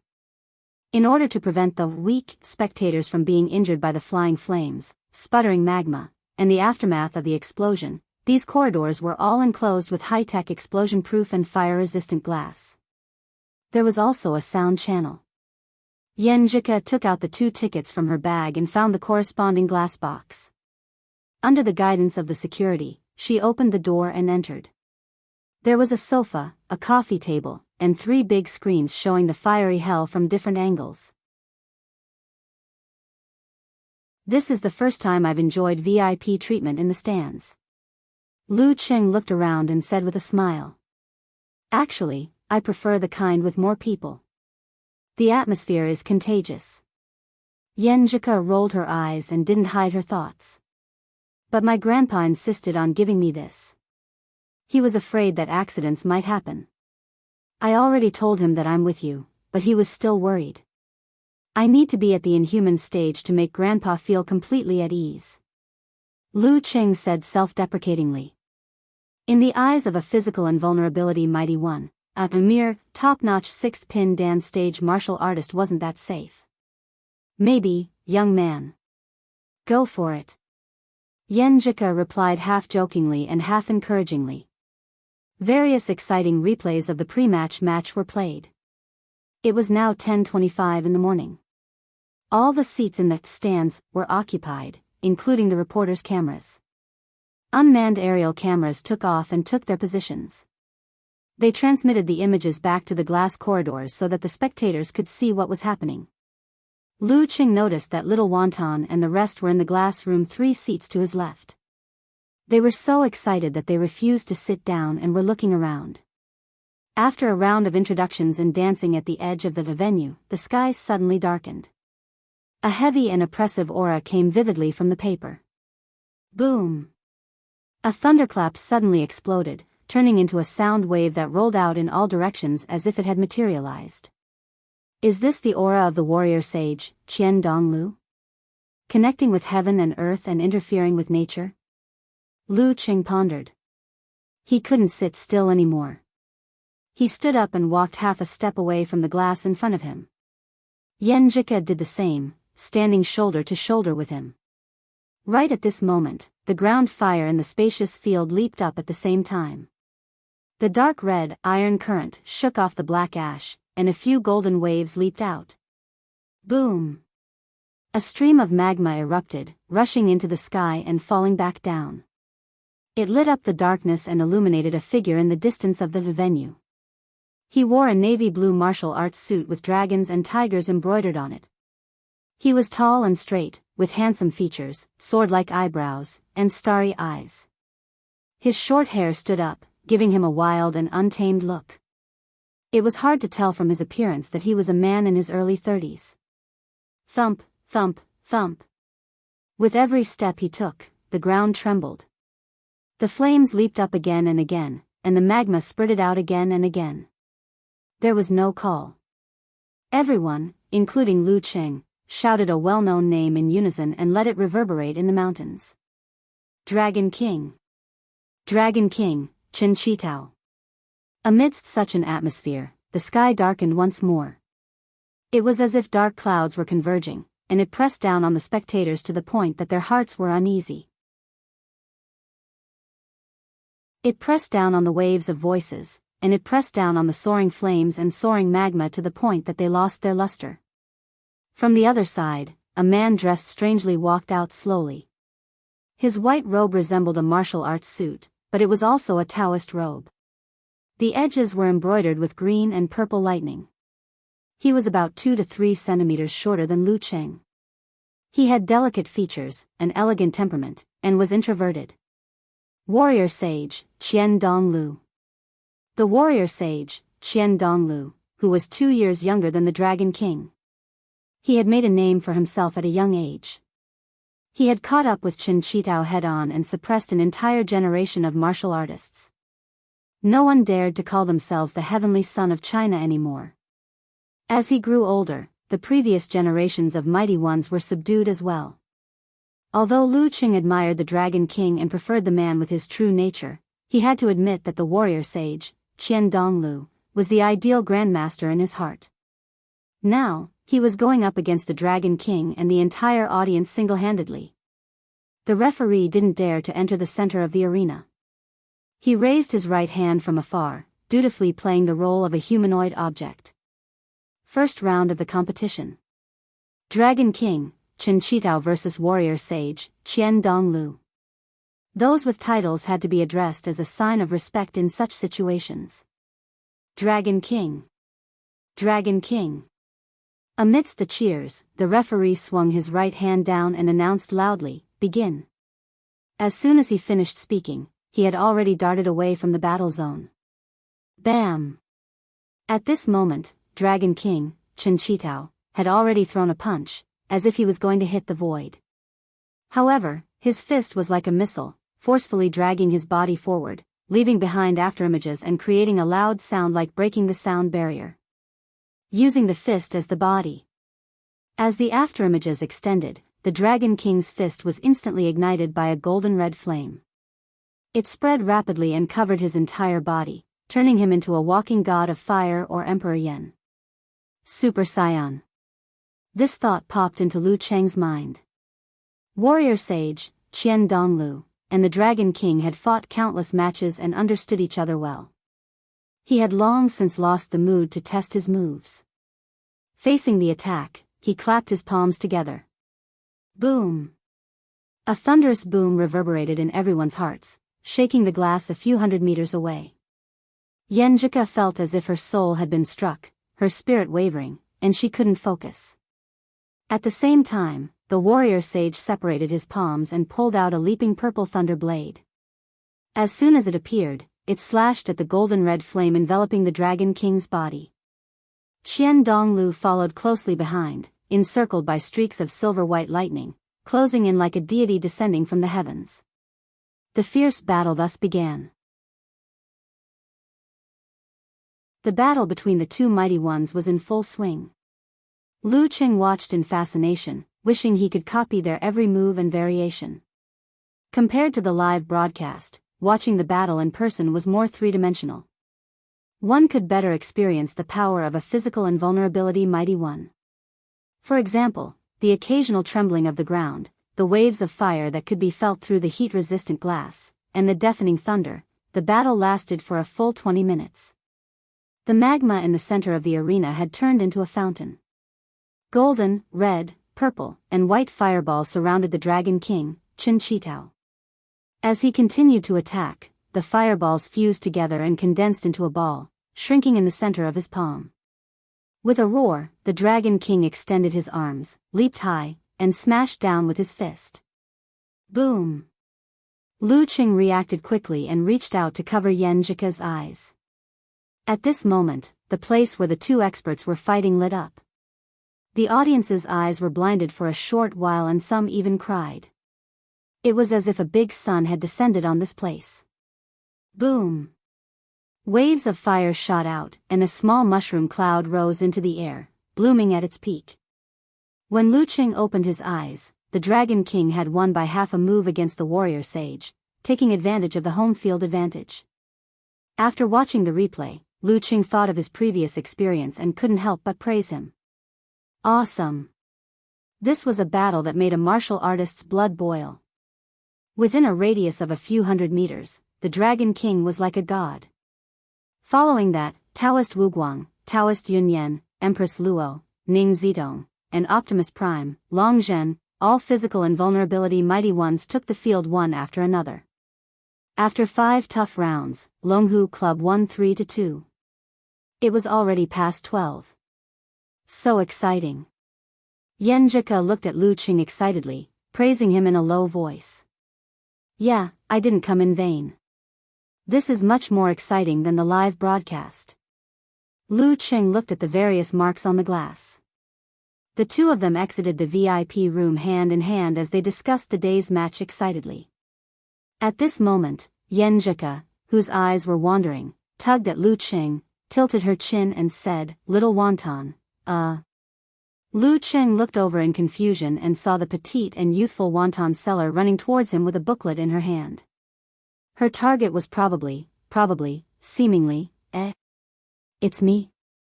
Why is she looking for me? Don't tell me she knows I'm Schrodinger's tiger? That's impossible. I've never revealed that I'm a Songqing University student. Also, I didn't update anything about my identity. How could they guess?" While he was at a loss, Wonton Seller approached. She looked at the confused and surprised Lu Qing and Yenjika and smiled sweetly. "Hello, Lu Qing." "That's right. She recognized me." It's normal for her to ask for an autograph. Lu Qing felt like he understood the truth. He smiled and replied, "Hello." Wonton Seller explained embarrassedly, "We didn't recognize you because you were wearing glasses, but we still saw." She didn't continue and glanced at Yenjika. A girl who was so beautiful that she had her own uniqueness was easy to recognize. "I see." Lu Qing looked at his wife with some ridicule. She glared back at him. Wonton Seller smiled again. She pointed at a plumber eating mushrooms, pig riding night, and the others behind her. "We're from the Longhu Club Forum. You should know those two, right?" She was talking about the road to the arena and the invincible punch. "Yes, my memory isn't that bad. The Warrior Sage Challenge tournament has a special meaning in my heart." Lu Qing chuckled. He couldn't figure out why little Wonton was here. He remembers. Wonton's seller shouted excitedly. Then she turned around and said sincerely, since then, many of us have thought highly of you. We watched you grow up step by step and lead Songqing University Martial Arts Club to win the national championship. We really believe that you're the heavenly son of the age and will become a mighty one with physical invulnerability in the future. After confirming that it was you before the tournament, we posted on the forum and made a call. Many forum members responded. She paused and raised the booklet in her hand. On it were the names of Wonton Seller, Pig Riding Knight, Road to the Arena, and others. She bowed and said, "We represent ourselves and a portion of the Longhu Club fans to make a sincere request to you. If you don't return to the Ice God sect in the future, can you consider the Longhu Club first? We really like you. We really believe that you can create glory here." When Wonton Seller made this pose, Road to the Arena, Invincible Punch, Above the Sky, and others made the same pose. They didn't talk about others and only expressed themselves. Lu Cheng was suddenly a little touched. He also felt a little strange that someone familiar would do this. He smiled and said, "I can't promise anything. I can only say that you know that I'm a fan of the Longhu Club." He reached out and took the booklet. Little Wonton's smile was exceptionally bright. Thank you. We'll post a Lu Cheng Longhu Club topic on Weibo until you make your choice." After saying that, she waved her hand and ran back happily, high-fiving Road to the Arena and the others one by one. Lu Cheng looked at them deeply. He took the booklet and pulled his little fairy out of the arena. "I'm also a fan of the Longhu Club," Yenjika suddenly whispered. Lu Cheng looked over. The two looked at each other and smiled. They had a tacit understanding. When they were far away, Wonton Seller, who was still excitedly talking about this matter, suddenly exclaimed, "I'm stupid. I forgot to ask for his autograph. I forgot to ask Lu Cheng if he has an account in our forum." After lunch, they went back to the hotel. Yenjika went into the bathroom and removed the sunscreen on her face, neck, arms, and legs. Lu Cheng put a pillow behind him and sat on the bed leisurely. He was browsing the Longhu Club group, and beside him were petitions sent by members of the forum such as, Wonton Seller. Little Dragon is so considerate. He took a picture of Lu Cheng and me. Wonton Seller was showing off at this moment.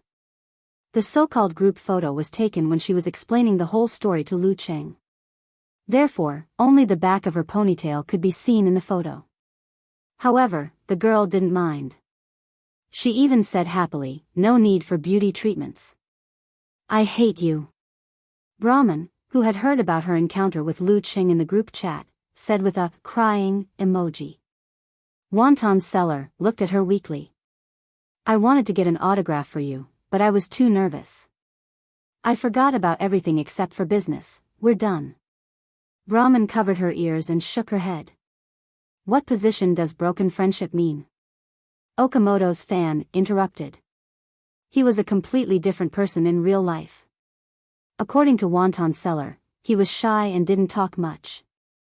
"I hate you guys," Brahman repeated. Then she at the unparalleled Dragon King. Little dragon, what's my idol's level? How can I tell? Even a mighty one with physical invulnerability can't judge the level of a dance stage expert just by looking at his appearance. Unparalleled Dragon King spread his hands and said, "But it's been less than 3 months since the national competition ended. At most, he's pushed his physical fitness and martial arts to the level of a top 6th pin. Does that mean Bai Shaoxing has a higher chance of winning?" Road to the Arena asked with interest. "There's still more than 5 months. Lu Cheng has awakened his supernatural ability. There's still some hope for him to reach the inhuman stage before the end of the year." Unparalleled Dragon King answered. "I'm a little worried. If Bai Shaoxing wins, my idol will be very unhappy." Brahman couldn't join the group because her parents were watching her. She could only show her presence in the group. Sigh, what's there to worry about? The year before last January, I wasn't that far behind Lu Qing. Today, I haven't even touched the threshold of the Dan stage, but he's already trying to reach the inhuman stage. Even if he doesn't make it at the end of the year and suffers some ridicule, he can still complete the transformation next year and fight back against those who slander him. Invincible Punch sighed with emotion. Let's not talk about this anymore. When you enter university, you'll be able to see Lu Qing represent our Longhu Club. Wonton Seller encouraged her with what she thought was the best speed of improvement. When the time comes, you'll come to Huacheng. As she continued, she sighed and said, I always thought that I was mentally strong, but I thought that Lu Qing might be a fan of our Longhu Club, so I planned to ask him if he had an account in the forum. If he didn't, I would ask him to register one. If he registers, I'll give him the title of Jar Grass. Invincible Punch said with a silly smile. Little fan, I'm sorry I couldn't get his signature. Wonton Seller was talking to herself and didn't care about the others' responses. Little Wonton, don't be sad. These tasks can be passed to Little Nightfall. She's already in the Songqing University Martial Arts Club. Brahman comforted her good friend. Yeah, and Lu Cheng's signature is worthless. His handwriting is too ugly. Lu Qing couldn't help but come out and make fun of himself. Wonton Seller and Brahman replied almost at the same time. We just like it. That's called character. Huh, Tiger, don't reason with girls at this time. Pig Riding Knight laughed. I posted Lu Cheng's response in the forum. Everyone is very enthusiastic. Shangqing has Peng Liyun in the future, Kongtong has Ren Li, and Daxing Temple has Ji Hai and Shan. We need Lu Qing too. I wonder when he'll reach the inhuman stage, and if he still has the potential to reach the physical invulnerability stage. A plumber eating mushrooms said worriedly. A good seedling may not grow into a big tree. The phrase, the future belongs to you, is often poisonous. While Lu Qing was chatting, Yan Zhika walked out of the bathroom wearing the slippers provided by the hotel. She glanced at the petition book and smiled. Don't you think it's quite complicated? Yeah, I'm embarrassed to say that I'm Schrodinger's tiger. Lu Qing replied with a sigh. After a few words about this matter, Yan Zhika sat on the edge of the bed with one leg curled up and the other hanging down. She browsed Weibo and the news and shouted with great interest, Qing, come and take a look. Dragon King is so handsome and stylish in this picture. Lu Qing moved closer and found that this was the picture of Dragon King after he used his killer move. Golden red flames danced, and his muscles showed the most perfect proportion. He was full of strength. Yeah. He agreed with a compliment. And this one. Dragon King looks so young, and he's very stylish. Yenjika read out the compliments of Dragon King in the news from time to time. Lu Qing listened to his little fairy's narration and suddenly felt a little uncomfortable. He didn't think much of his wife's worship of Dragon King and instead thought that they had something in common. However, after watching the live battle, he suddenly realized that Dragon King was only 12 or 13 years older than him. He was much more handsome than him, and his martial arts were much better than his. Moreover, he might join Longhu Club in the future. They wouldn't be in two different worlds and would cross paths. Lu Qing felt depressed and slowly fell silent. Girls are usually more sensitive.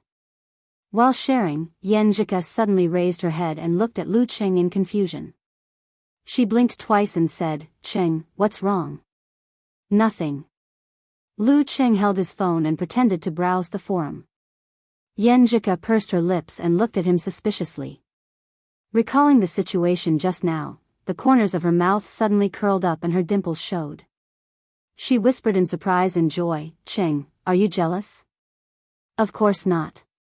Lu Qing subconsciously retorted.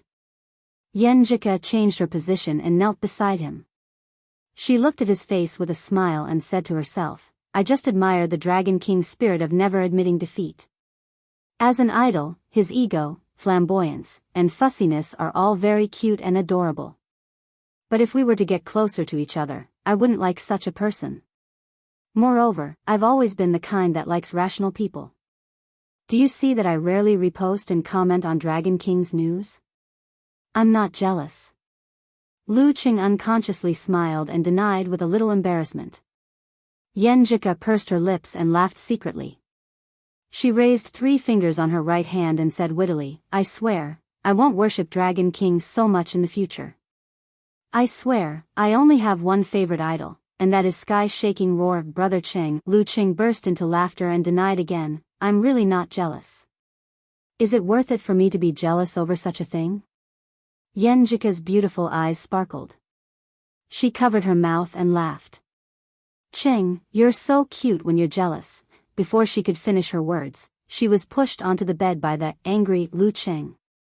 Wash.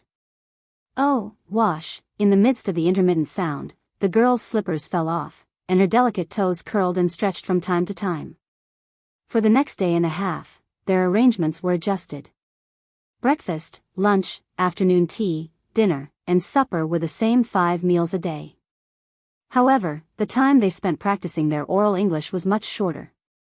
On the 18th of July, Lu Qing, who was full of satisfaction, held his luggage and waited for her to come out of the bathroom. He was ready to check out and go home. A few minutes later, Yenjika opened the door and walked out. Her face was a little pale. She pursed her lips and said, I'm on my period, I know. I've already made you some ginger tea with brown sugar. Come, let me rub it for you. Lu Qing shook the thermos cup in his hand. Yenjika bit her lower lip. She seemed to be in a bad mood. She couldn't help but whisper, what do you know? You don't know anything, ah. Lu Qing looked at Yenjika blankly. He didn't understand why she suddenly lost her temper.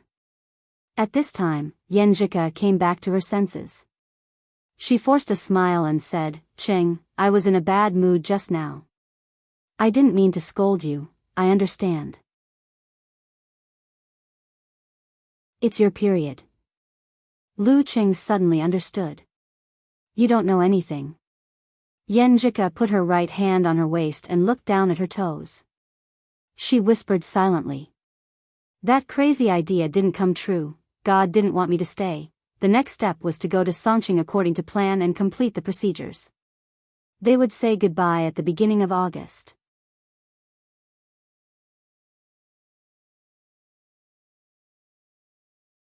Chapter 440. After returning from Huaqing, he followed Yenjika to Songqing. As she packed up the things she needed to bring over, and as she met more and more with Gu Shuang, Song Li, and Xing Jingjing, the matter that Lu Qing subconsciously didn't want to think about became clearer and clearer. It became harder and harder to ignore. Unknowingly, there was a heavy feeling between the two of them. Even if they had countermeasures and were full of confidence, unknown encounters and foreign relationships still made them feel a little fearful and uncertain. Moreover, one of them was only 20 years old and the other was 19 years old. In this mood, Lu Qing and Yenjika especially missed the time they had now. They took every opportunity to spend time together, greedily seeking each other, and used the pleasure of the body to relieve the depression of the heart. Lu Jisheng and Qi Fang were happy to see them meet and spend time alone, while Yan Kai and Ji Mingyu turned a blind eye and didn't say anything. However, the burning of indulgence couldn't beat the passage of time, and the day of the girls' departure finally came. August 5th, Gaofen Airport, outside the security and border inspection area. Yan Kai and Ji Mingyu moved a few steps away, leaving a private space for the young couple to say goodbye. Yenjika pursed her lips and stared at Lu Qing attentively with her clear eyes. She habitually adjusted his collar and said in a soft voice, Qing, you don't have to worry about anything. Empress Dowager is worried that I'm not familiar with this place, so she plans to accompany me until September. The security in America is not good, but there are only a few streets. I don't plan to go out, so there's no need to worry about this. Besides, Empress Dowager spent a lot of money to hire a dance stage senior from Shushan study to be my bodyguard for a few years. Her husband passed away early, and her son is in college. She doesn't have much to do at home, and she can cook well. I'll come back during the 2 long holidays every year. You have to make time for me, okay? I promise. Lu Qing tried to smile. After Yenjika finished talking about herself, she took a deep look at Lu Cheng. Her eyes suddenly became gentle and full of reluctance. You have to treat yourself better when I'm not here. Take Talker and the others out for a meal often and comfort yourself. Don't always eat in the cafeteria. Also, don't just wear whatever clothes you get every day. You have to think about how to match them. If you don't understand, ask me in advance, or ask Talker. You're a famous martial artist and a heavenly son of heaven, so you have to pay attention to your image. As she spoke, the rims of her eyes reddened, and she was momentarily unable to speak.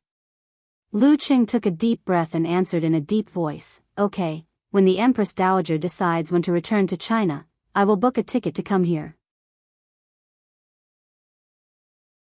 The ice god sect said that the passport and visa wouldn't be a problem. He just needed to go through the procedures. Okay. Remember to reply to my messages and chat with me every day. Yenjika forced a smile and waved her hand. It's about time. I'll go in first. Okay. Lu Qing waved his hand and watched as the girl turned around and moved closer to Yan Kai and Ji Mingyu. After taking 2 steps, she suddenly turned around and waved her hand at Lu Qing. Lu Qing responded immediately and nodded. Yenjika met up with her parents and walked to the security and border inspection area. After taking a few steps forward, her hair swayed gently. She looked back and made contact with Lu Cheng's eyes. She was stunned for a few seconds. She walked and stopped.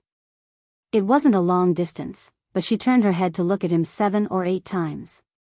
After gazing at him again, she squeezed out a smile and waved her hand again. She mouthed, See you in September. She turned around, looked back, and stepped forward. She, Yan Kai and Ji Mingyu turned to the right. The figure in a chiffon shirt, jeans, and white shoes slowly disappeared from Lu Cheng's sight, inch by inch. Seeing this scene, Lu Cheng's heart surged with uncontrollable and indescribable emotions. Without thinking, he strode forward a few steps, just in time to see the slender and beautiful figure walking out of his line of sight. He opened his mouth and wanted to shout something, but in the end, he didn't say anything. He felt lost. His little fairy had completely walked out of his sight. Behind her parents, Yenjika dragged a small suitcase and moved forward. She subconsciously looked back again, trying to find the familiar and affectionate figure. However, as far as her eyes could see, there were only strange faces. Her heart suddenly felt empty, and her mind was blank. She suddenly turned around and ran back a few steps with her suitcase in hand. She was in a hurry to find something. Ku. Yan Kai's voice came into her ears and made her stop. She reluctantly looked at the invisible entrance, bit her lip, and returned to her parents' side with a pitiful look in her eyes. Yan Kai and Ji Mingyu looked at each other and sighed quietly. They didn't say anything. After the security check, Yenjika became silent on the way to the departure lounge of the first-class cabin. As she walked, she habitually reached out to the side, trying to pull or hold something. When she held it, she didn't feel the expected strength. Instead, she felt the same slender and cold as herself. She turned her head in surprise and saw that she was holding Empress Dowager's hand. She tried to hide something.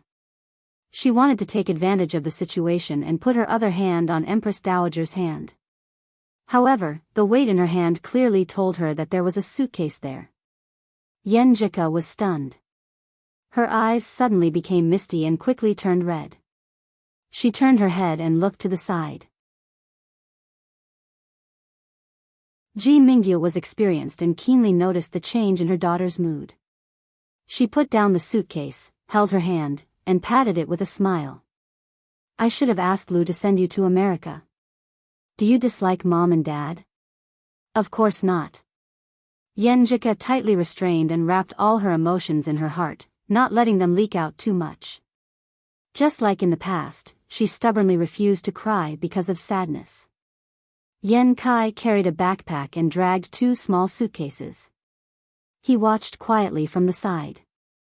Ji Mingyu didn't say much. She pulled the suitcase again and entered the departure lounge of the first-class cabin with her husband and daughter. She poured a glass of juice and put it in front of Yenjika. She sat down with a smile. I heard that sweetness can soothe the emotions. Yes. Yenjika picked up the juice and took a sip.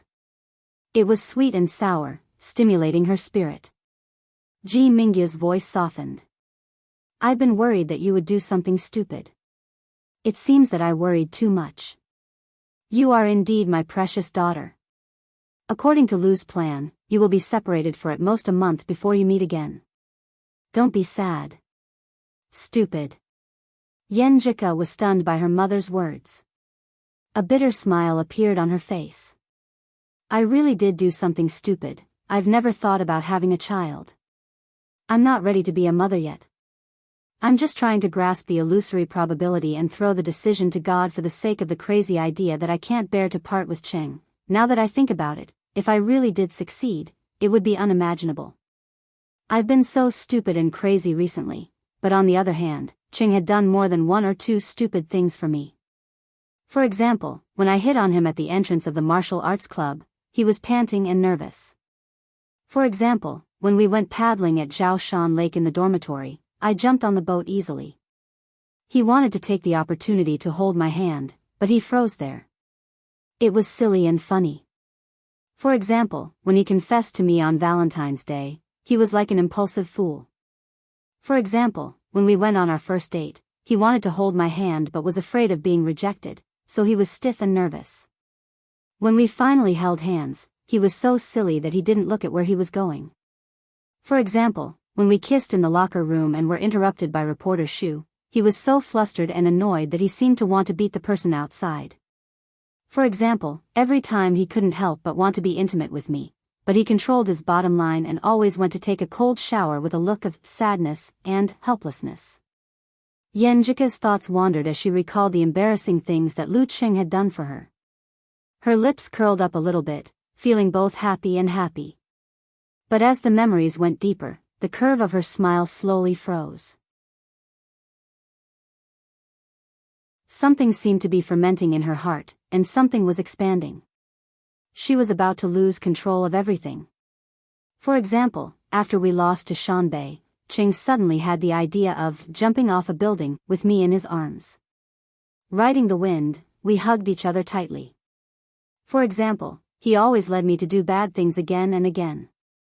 He climbed the wall and stayed out all night. For example, that night when he massaged my legs, his heart thumped and he couldn't help but kiss me inch by inch. For example, at the critical moment, he said, "Coo," with anticipation and anxiety. His ecstasy and excitement when he got permission, and he still wanted to protect me under such circumstances. For example, his cute awkwardness when he was inexplicably jealous of Dragon King. The scenes of the past 2 years reappeared one after another.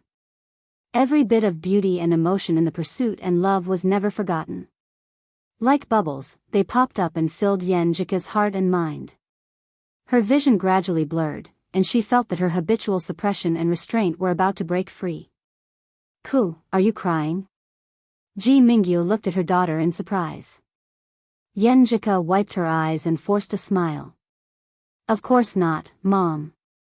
You know that the more sad I am, the less likely I am to cry." She lowered her head and picked up the phone. She couldn't help but ask Lu Cheng, "Cheng, what are you doing now?" Lu Cheng stood at a high place outside the airport. He replied with a half smile and half sigh, "I'm looking for a place where I can see the flights taking off and landing, looking for a place where I can see the flights taking off and landing."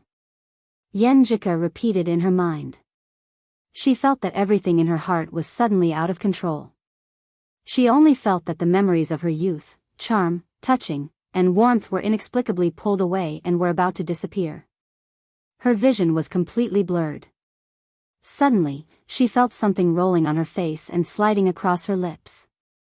It was salty. "Coo." Ji Mingyu and Yen Kai looked at their daughter, who suddenly burst into tears and stood there in a daze. Yenjika couldn't control her tears anymore. She grabbed the phone and stood up. Choking with sobs, she said, "Mom, Dad, I'm going to make a call." She rushed to a corner and dialed Lu Cheng's number in a panic. "Hello, Cheng. the girl shouted with a slightly trembling voice. Drops of tears streaked across her fair cheeks and kept falling down. What's wrong? Lu Qing asked nervously and concernedly. Yenjika's vision was blurred. She said while crying, "Cheng, I don't think I've ever said that to you." She sniffed and shouted emotionally in a low voice, "Cheng, yes?" Lu Cheng's eyes were inexplicably wet. Yenjika calmed down and tears filled her eyes. She said, "Cheng, I love you." An hour later, Lu Qing checked his phone and confirmed that the flight was about to take off. He then raised his head and stared blankly at the airport. He saw a large passenger plane, slowly soaring into the sky and disappearing before his eyes. Seeing this, he only felt that his heart was empty. It was like the moon missing a corner and the sea at low tide. He couldn't make up for it no matter how hard he tried. He withdrew his gaze and walked down aimlessly. Suddenly, his phone rang. It was a call from Geezer Shi. "Hello, master." Lu Qing answered calmly. Geezer Shi laughed and said, "Little Yen, have you taken off? Previously, it wasn't easy for me to order you around, you brat. There are clues about the origin of the Do word incantation wine pot. The military originally wanted to investigate it themselves, but this old man thought about it and decided to throw it to you to temper your overall ability."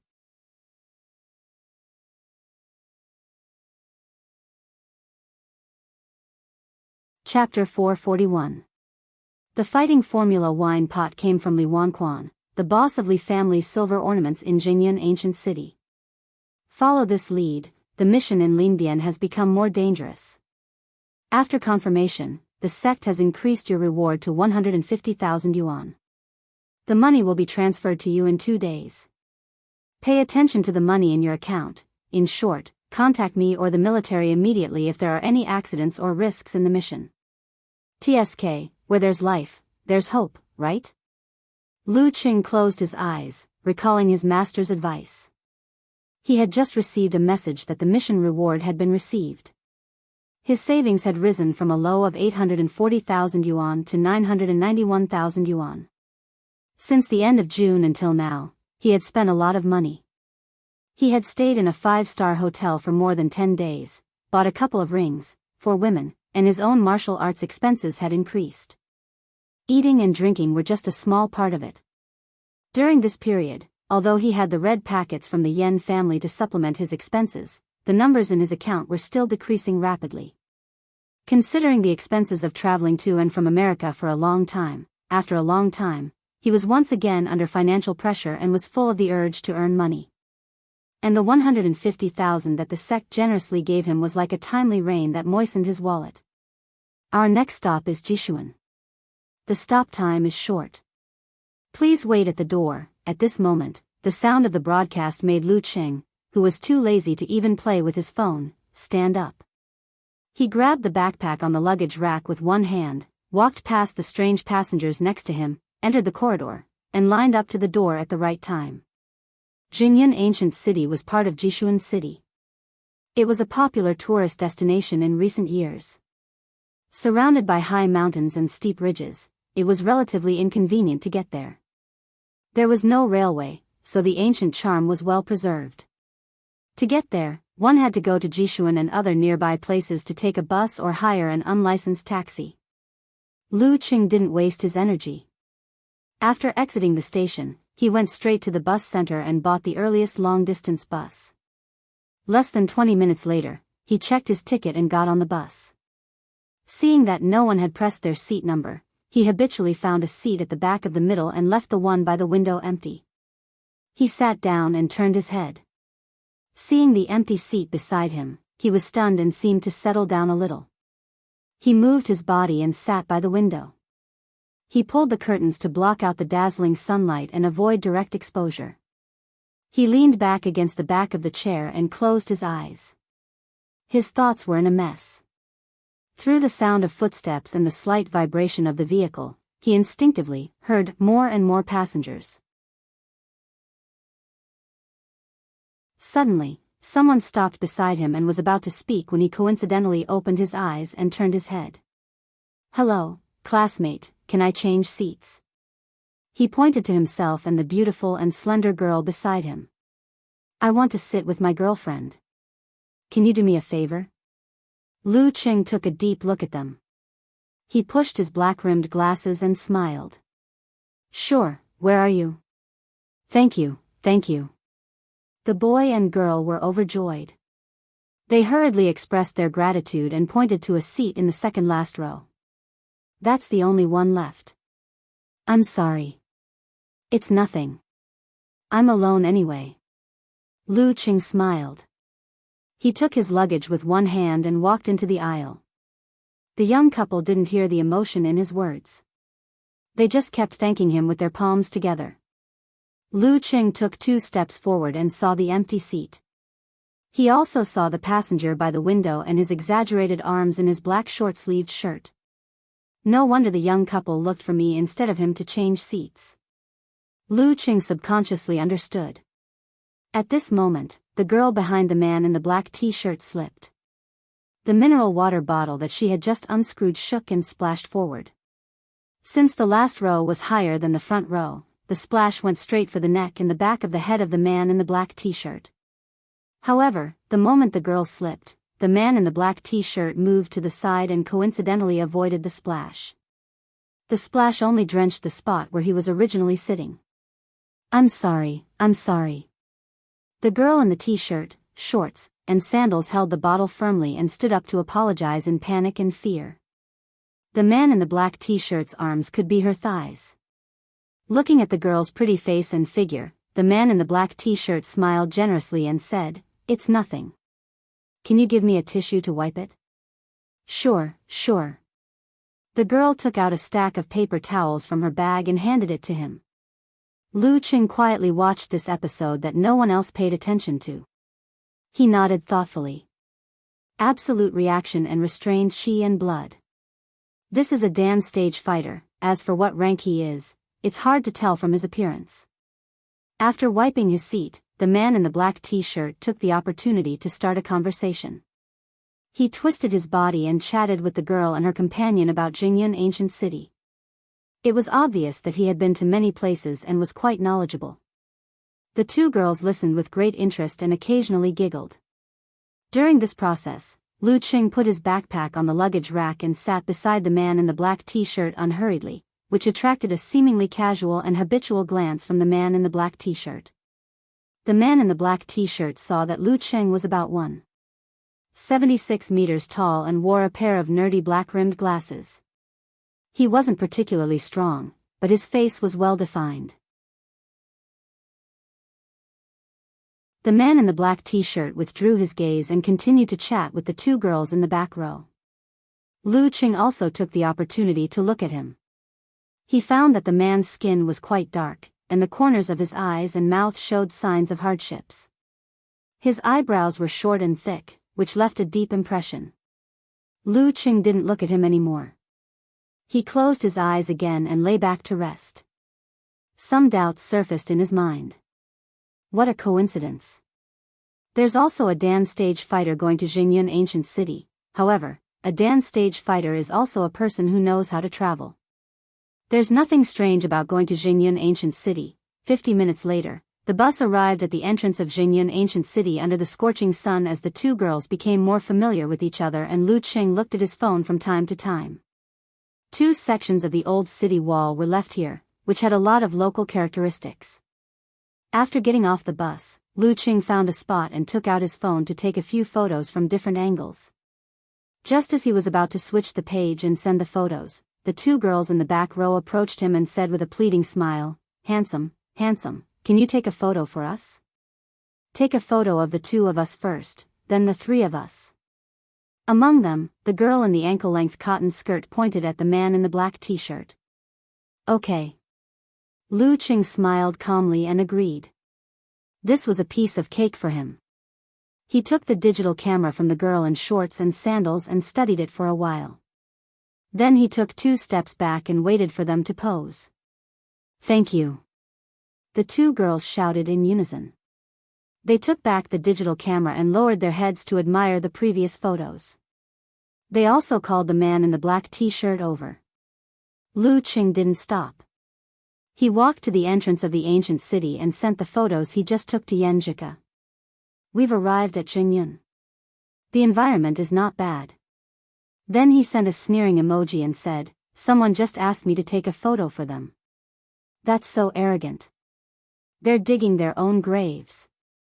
Do you think my photos are good enough?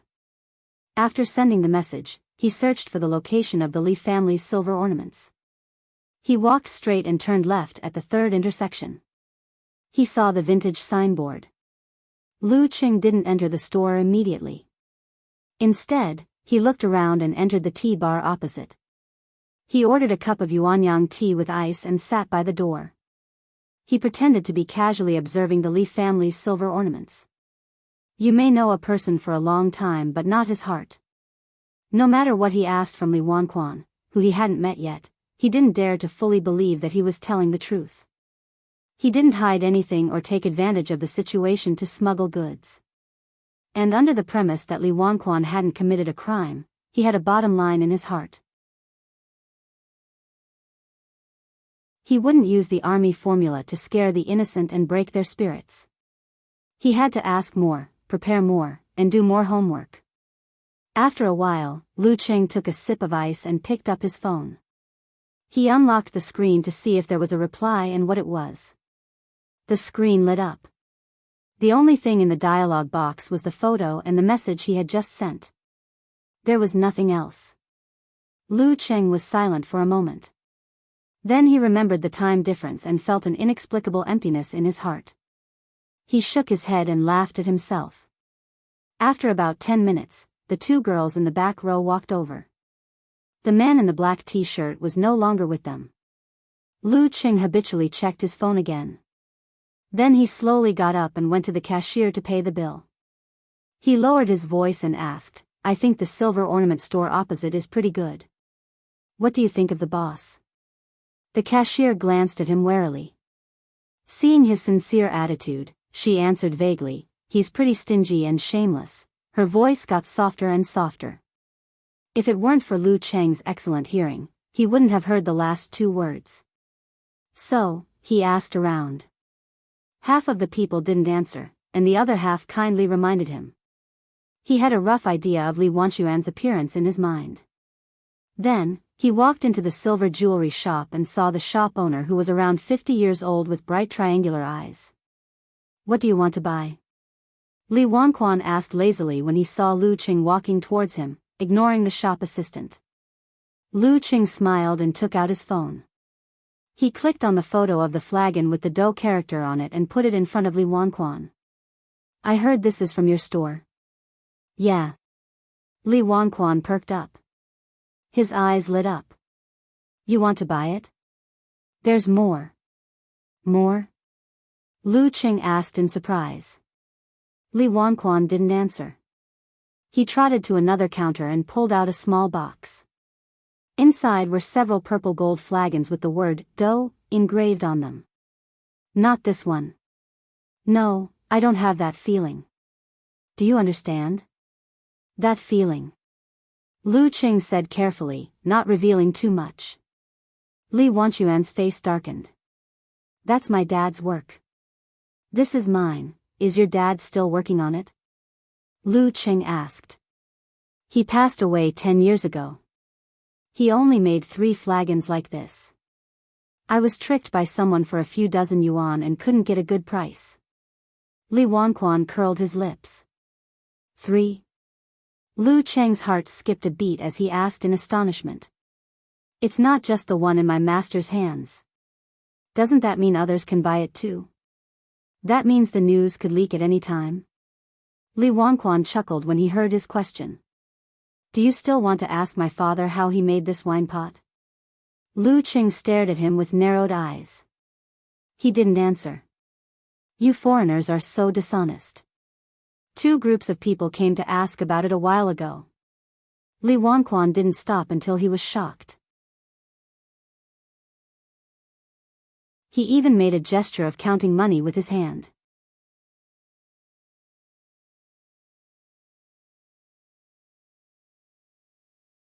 Chapter 442. Two groups of people. Lu Qing narrowed his eyes and couldn't help but criticize his master in his mind. Isn't this a little too unreliable? Isn't he afraid that the fighting formula will be taken by others in advance? Why wait until I'm free? Is training more important than the fighting formula? Well, for master, it seems that he might really answer, yes. He doesn't care about the 9 words formula at all. As he pondered, Lu Qing put away his other emotions and looked at Li Wanquan with a half-smile. Two groups of people came to ask you. A while ago? You're still standing here. That means you didn't lie to them. Do you think I can make money by lying to you? Seriously? Li Wanquan said in a huff. He rubbed his thumb and index finger together and made a counting gesture. I heard that there are consultants who can make money by answering questions, right? Bro, you're outdated. Go on Weibo more often. You can make money by answering questions. Lu Cheng's mouth twitched. He smiled and said, how much do you want? 10,000. Li Wanquan's eyes flashed as he demanded an exorbitant price. Lu Qing laughed deliberately. Why don't I ask Auntie Xiao and the others? They just said that they've been seeing some familiar faces coming to you recently. Maybe you know where they've been hanging around recently, right? He was bluffing based on logic. If the two groups of people had succeeded, he could go to bed and leave the rest to the military. If they hadn't succeeded yet and ran into problems that required more information, it was very likely that they would come to Li Wanquan again and become the familiar face of a foreigner. It was impossible to tell whether or not the person was lying through their expressions or movements through the phone. Li Wanquan's eyes flickered. He forced a smile and said, what do they know? How about this? Since you're so sincere, I won't ask for much. Just a few hundred will do. Sure. Lu Qing looked at the counter and pointed at a silver amulet with delicate patterns. 800. Add this. Okay. Li Wanquan took out the amulet swiftly. Here you go. Damn it, do you have to be so proactive? I still feel like I'm being cheated. Lu Qing took the amulet, took out his wallet, and counted the cash. He didn't plan to pay with his mobile phone because he didn't want to leave any information. Taking the 8 red notes, Li Wanquan beamed and said, go to 15 Wanha Street and find old Nanny Chiu. When my mother was still alive, my father was with her. During that time, he was often away from home. When he came back, he would give my mother the wine pot he made. Yes, the one you want. Old Granny Chiu, number 15, Wanha Street. Lu Qing memorized the name and continued, what kind of person is she? Li Wanquan lowered his voice and said, she was very mysterious. She didn't go out for a few days. But she was really handsome when she was young. Li Wanquan said in a low voice, she had a lot of lovers. They all trembled at the mention of her name. My father was the same. Lu Qing listened without saying anything. When he was out of the door, he found a resident of Jingyan ancient city who was willing to answer his questions. He indirectly verified Li Wanquan's words. Carrying his luggage, he glanced at his phone and started walking toward Wanha Street according to the map. This was a relatively quiet alley, and the buildings were well preserved in their appearance from more than 100 years ago. Without looking at the wires in the air and the air conditioner hanging on the wall, Lu Qing really felt like he was back in ancient times, wandering in the martial arts world. As he approached courtyard number 15, Lu Qing felt goosebumps all over his body. He sensed several gazes from the dark. He didn't stop and kept walking. He passed by old Nanny Chiu's house and looked around leisurely, like a tourist passing by. When the scrutinizing eyes moved away from him, the door of courtyard number 15 opened with a creak. Lu Qing turned his head and saw the strong man in a black t-shirt walking out of the courtyard. His face was gloomy. He looked into the dark and said in a low voice, she's gone. Before he could finish his words, he suddenly grinned and laughed louder and louder. Ha, ha, ha, the uncontrollable laughter echoed in the alley, which formed a strange contrast with the quiet atmosphere. Lu Qing didn't hide his surprise and perfectly played the role of a bystander. He even picked up his phone to take a video of the man in the black t-shirt who had lost his composure. Several vigorous men and women ran out of the dark and surrounded the man in the black t-shirt, blocking the view of the bystander. Dozens of seconds later, the man in the black t-shirt calmed down and gasped for breath. One of the men and women walked toward Lu Qing, deliberately shaking his muscles, trying to drive him away. Lu Qing shook his head slightly and didn't stay. He turned around and left. Old Nanny Chiu is really weird. Now it seems that she has gone missing. How can I find her? Thoughts flashed through Lu Qing's mind one after another. He vaguely understood why his master wanted to use this incident to train him. A martial artist couldn't spend his life in the ring. The ability to deal with complicated things without relying on martial arts was very important. After that, Lu Qing didn't go to 15 Wanha Street anymore. Like a serious tourist, he wandered around Jingyun ancient city. He took a lot of photos, ate a lot of local specialties, and inquired about many things. During this time, he met the two girls in the back row again, but didn't see the man in the black t-shirt again. At around 8:00 in the evening, he was lying on the bed with his phone in hand, browsing the local news. Finally, a special reminder sounded. Yenjika sent a stretching emoji and said, "Finally got over the jet lag. I was sleepy before, but today I'm full of energy." Then she covered her mouth and laughed. "Did they take a new picture of you after they asked you to?" Beep, beep, beep. She replied to Lu Qing's previous messages one by one, typing fast. "I didn't pay attention. I guess it was." Lu Qing began to talk about what he had seen today in high spirits. Once Yenjika was free, she would respond with interest. Before she went out, she sent a selfie and asked, proudly, "Qing, what do you think of my outfit?" She wore a pair of black-rimmed plain glasses, which covered half of her beautiful face. Her hair was tied into an ordinary hairstyle, and she was wearing a simple t-shirt and jeans. "You don't have to be so old-fashioned, right?" Lu Qing replied with a smile. Yenjika replied with a clenched fist emoji, "Of course. I refuse to be harassed, concentrate on my studies, work hard, graduate early, and find my Cheng." "Pfft, I'm afraid you'll feel depressed." Lu Qing was touched and happy to persuade her. "No, studying makes me happy." Yenjika replied with an emoji of adjusting her sunglasses. They chatted intermittently until Lu Qing went to bed. The next morning, he got up half an hour early to say goodnight to Yenjika, put on his dark martial arts suit, and ran to old Nanny Chiu's house at number 15 Wanha Street. Based on his observation yesterday, he didn't go to the front door but to the side. He put his palm on the wall and jumped into the nearby yard in the dim night. He landed silently. After jumping over another wall, Lu Qing sneaked into old Nanny Chiu's house, trying to find some clues. After what happened yesterday, there shouldn't be any danger here. With both feet on the ground, Lu Qing quickly scanned the scene in the yard with the help of the dim light in the dark. He saw that there were a lot of old broken bottles and jars. Some were filled with water, some were planted with flowers, some were planted with vegetables, and some were full of disgusting filth.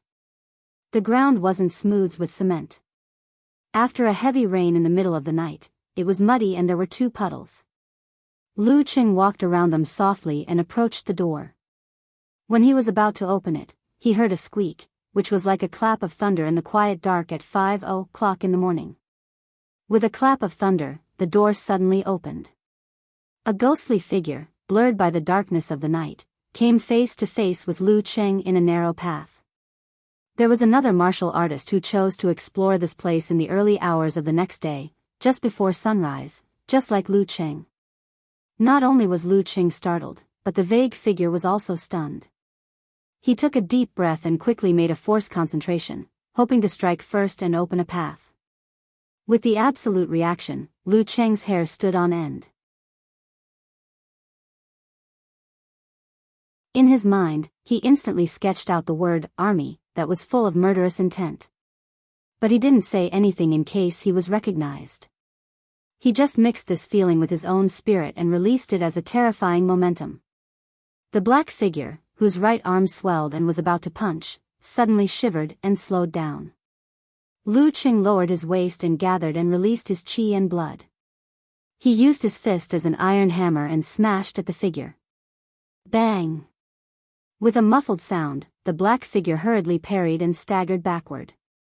Lu Qing swung his right fist back, borrowed the strength, and made a forced concentration. The combination was as smooth as flowing water. Bang! Bang! Bang! He punched and kicked 3 times in a row, sending his opponent flying backward. Lu Qing didn't stop. He glanced around and memorized the scene in old Nanny Chio's room.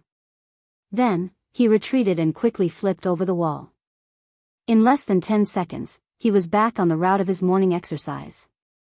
In the room, the black figure knocked over old Nanny Chio's table. He was desperate and wanted to make a last struggle. But when he rolled away and stood up, he saw that the door was empty. It was dark and quiet. There was no enemy. The previous storm of attacks was like a dream. The black figure was stunned. He took a deep breath and didn't dare to stay any longer. He rushed out of the room and escaped from old Nanny Chio's house before others came. He was vigilant all the way, looking back from time to time. He took several detours before he entered the guest house. "Senior brother, how was it? Did you find anything?" His junior brother and sister, who were waiting for him, surrounded him. The black figure was a strong man in his late 20s. Hearing the question, he said anxiously, "Nothing, but I met a master." "A master?" His junior sister blurted out in surprise. "Yes." The black figure nodded solemnly, as if he had returned to the past. As soon as he opened the door, he saw a figure standing silently outside. His back was shimmering, and his face was completely blurred, as if he had completely blended into the darkness. Before he made a move, he felt like he was trapped in a desperate situation. His body and mind trembled, and he almost couldn't resist. But the opponent's next attack was like a stormy sea, breaking his stance in 3 or 4 moves and making him feel like he was about to die. But under such circumstances, the opponent was gone, as if he had never been there. Thinking of this, the black figure realized that his back was covered in cold sweat, soaking his clothes. "Quick, report to the sect and ask them to send a master," he said hurriedly. His junior brother frowned. "We haven't found old Nanny Chio yet. Isn't it too early to ask the elders for help?" "No, it'll be too late if we wait until we find old Nanny Chio," the black figure said resolutely.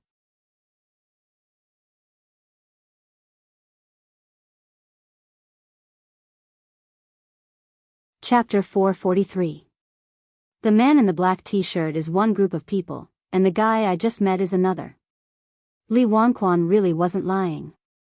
Lu Qing left Wanha Street thoughtfully, putting the matter at the back of his mind for the time being.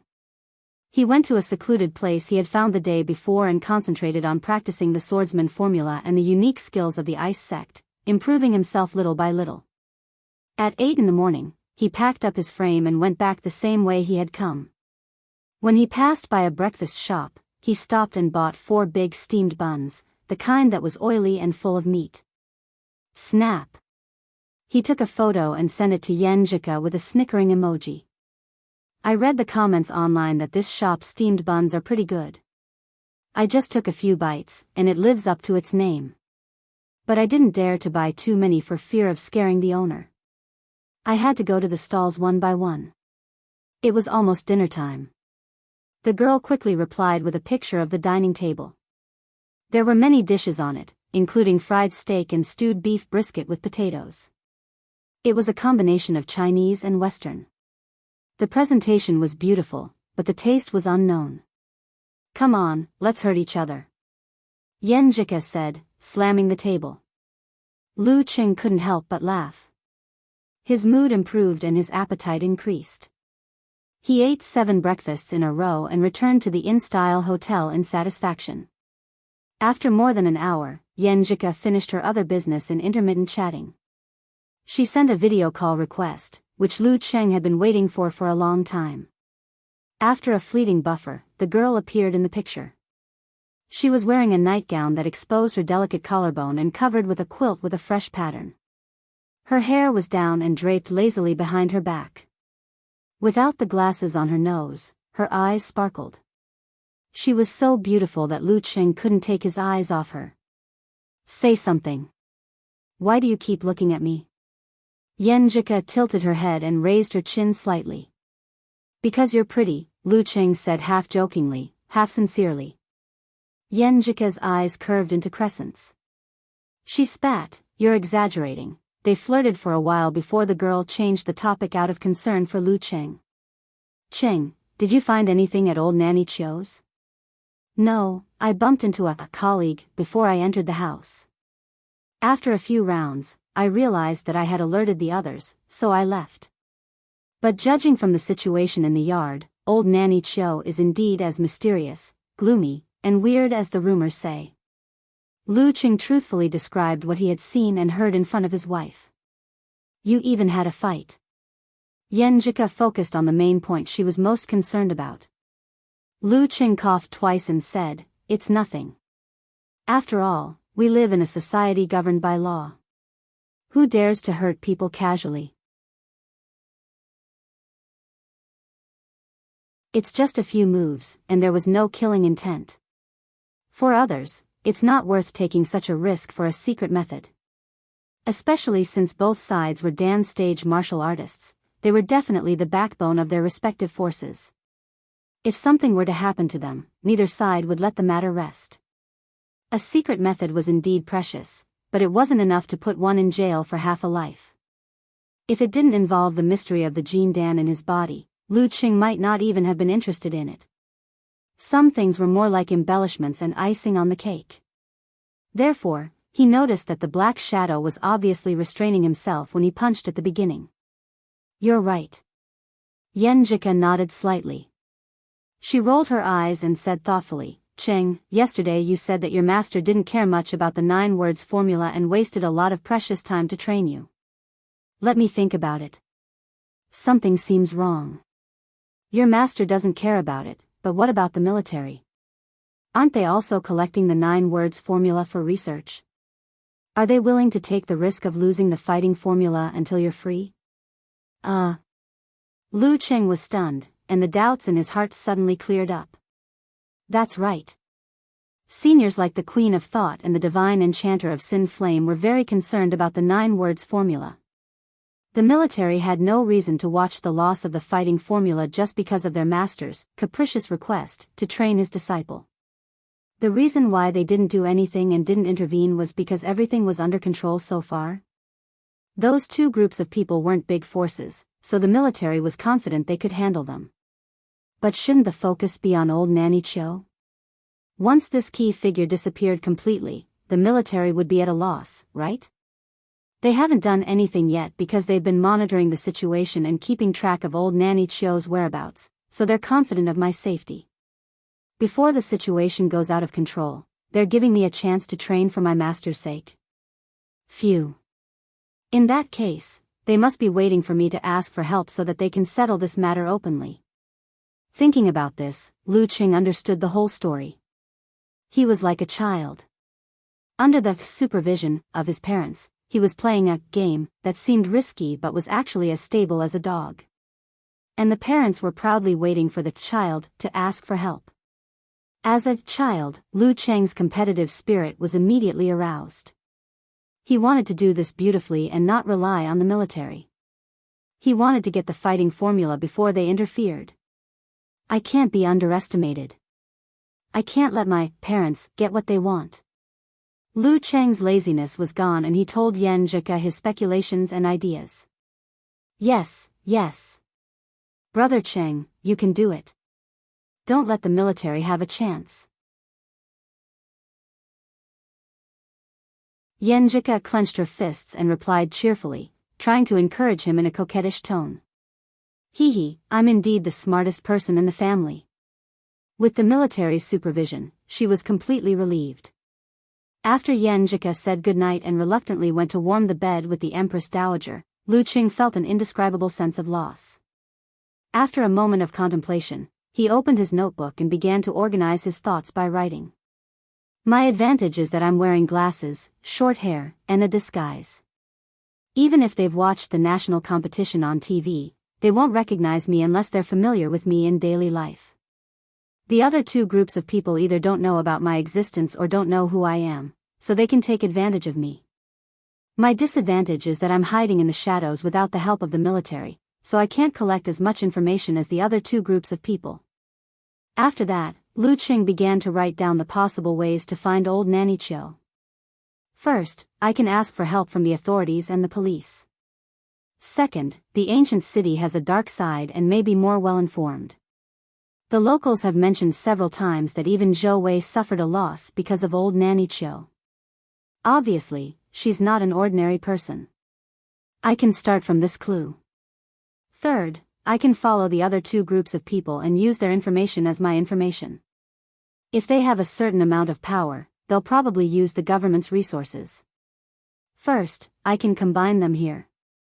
Fourth, I'll go to old Nanny Chiu's house at 5 a.m. tomorrow morning and look for clues. After he finished writing, Lu Qing read carefully, combined and diverged, and finally concluded 3 things to do today. First, find out who Zhou Wei is and look for him secretly. Second, the other group of people is more secretive and I don't have any clues yet. The man in the black t-shirt is in the open. While doing the first thing, I'll look for him and the other fighters who showed up yesterday. If there's no other way, I'll follow the 2 girls in the back row. That guy is very interested in romance and may contact them. Third, I'll go to number 15 Wanha Street again. After finishing the plan, Lu Qing took his phone and wallet and left the room for lunch. In order to hide his identity, he insisted on eating less but eating more. Like yesterday, he would share his lunch in different restaurants so that no one would notice his unusual appetite. After calling his sect for help, Ho Yulin took a short nap and did his daily exercise. Under the dazzling sunlight, he walked to the Li family's silver jewelry shop. The elder couldn't leave immediately or fly, so he had to take the high-speed rail or a bus and wouldn't arrive until tomorrow morning. Before that, he couldn't do nothing but wait here. The new master who showed up last night shouldn't be from there. Otherwise, he wouldn't have gone to investigate in the middle of the night. He could find old Nanny Chiu's house through Li Wanquan. Maybe he could get some information from the silver jewelry shop in case one of them was in the light while the other was in the dark. Ho Yulin couldn't help but shudder at the thought of the master he met in old Nanny Chiu's house in the early morning. It was like a nightmare imprinted in his mind. Every time he recalled it, he would break out in a cold sweat. What a formidable master. I should avoid him as much as possible. After getting some information, Ho Yulin looked up at the plaque with the words, Li Family Silver Jewelry Shop, and walked in. The triangular-eyed Li Wanquan glanced at the plaque and greeted him happily. He asked expectantly, "What do you want to ask today?" These foreigners, if they are not good at anything else, they are very generous. Ho Yulin took out his wallet, counted a stack of money, and handed it to him. While complaining that he was so outdated that he couldn't scan the QR code to pay and was uneasy to monitor, Ho Yulin asked calmly, "Who else came to ask about old Nanny Chiu these days?" Li Wanquan counted the money happily and said, Yes, a young man came to ask about her. He was about 23 or 24 years old, wearing a white shirt, jeans, and a pair of big black-rimmed glasses. He had a kind smile, a young man about 23 or 24 years old. He showed such formidable strength last night. Which force did he belong to? Ho Yulin pondered and asked a few more questions. Then he turned and left the silver jewelry shop. When he came to the street, he looked around casually, instinctively looking for a young man about 23 or 24 years old, wearing a white shirt, jeans, and black-rimmed glasses. Well, there's one over there. There's one over there, 3, 4. After walking 2 streets, Ho Yulin saw a total of 5 people with similar characteristics. So common. Ho Yulin complained and gave up the search. He began to suspect that the person Li Wanquan mentioned was the master he met last night. He must have hired an ordinary young man to ask about him to avoid being exposed. That's very likely. That's what I felt when I met him last night. Ho Yulin withdrew his gaze from the rice noodle shop. Lu Cheng was sitting there, quietly drinking the fresh and delicious soup.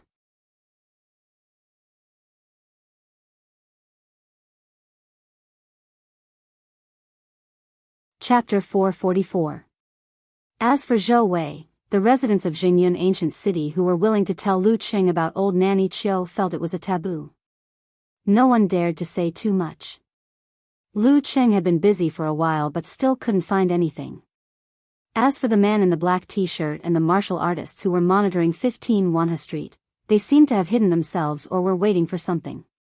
In such a large ancient city, it was not easy to meet them. Lu Cheng had no choice but to target the two girls in the back row. He had met them several times yesterday and knew which inn they were staying in. After waiting for a while, he finally saw two familiar figures around 4 or 5 in the afternoon. One of them was beautiful with a slender figure, and the other was ordinary with an artistic look. After a short rest, they set off again. Lu Cheng followed them from a distance with his mobile phone. If they looked back, he pretended to be wandering around and taking photos. The two girls walked and stopped, laughing, looking at local specialties and listening to local musical instruments. They didn't look like they were looking for dinner. Instead, they seemed to be following fate. After following them for more than half an hour, Lu Cheng was a little impatient. He walked to the front and met them by chance. Then he got closer and eavesdropped on their conversation.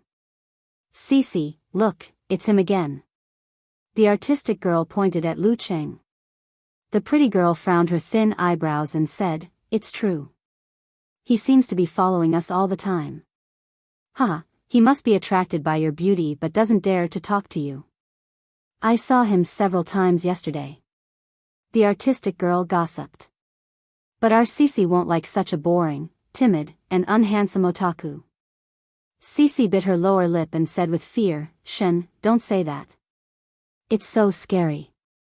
What if he's a bad guy or a pervert? It was like running into a stalker." "You're right." Shen also felt a bit uneasy. "It's daytime and there are so many people here. I don't think he'll do anything. I think he just admires you and doesn't have the guts to talk to you. He just wants to look at you." Lu Cheng's mouth twitched. He didn't expect that his stalking would be discovered so soon, and that he would be regarded as a stalker. "Hey, I don't look like a pervert." "No, that's not the main point. Are my tracking skills that bad?" The answer is very definite.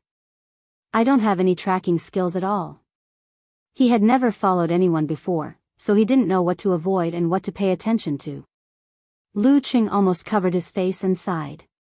He hurriedly unlocked his phone and sent a message to his wife while following Cece and Shen. He described what had happened just now and expressed his grievances. Then he clicked open the browser app, entered the search page, and hurriedly typed a few words. "Tailing skills, bah, it's more like a tracking technique." Lu Cheng changed his words in a self-deprecating manner, wondering, sadly, if the other party would call the police.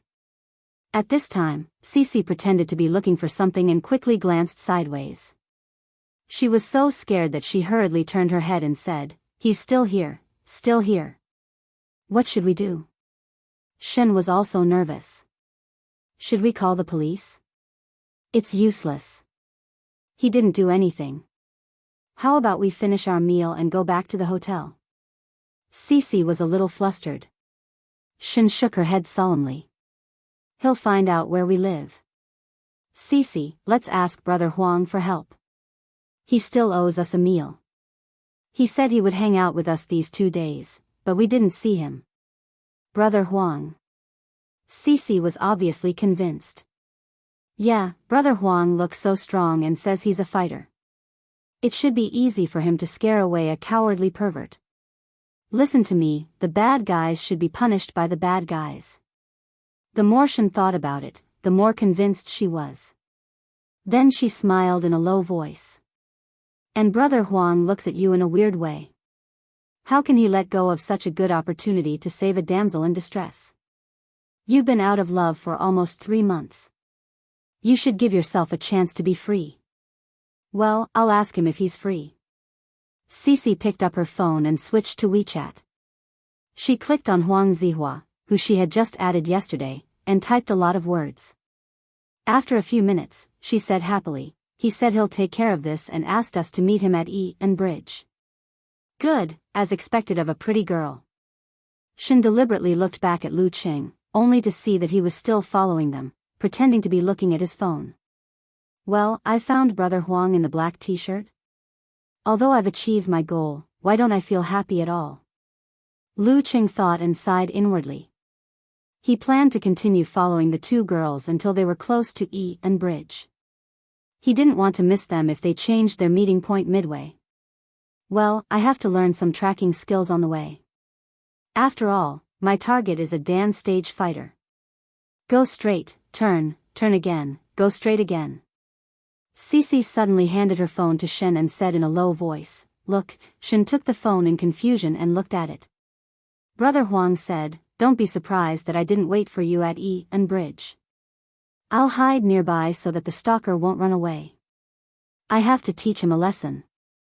Brother Huang is really...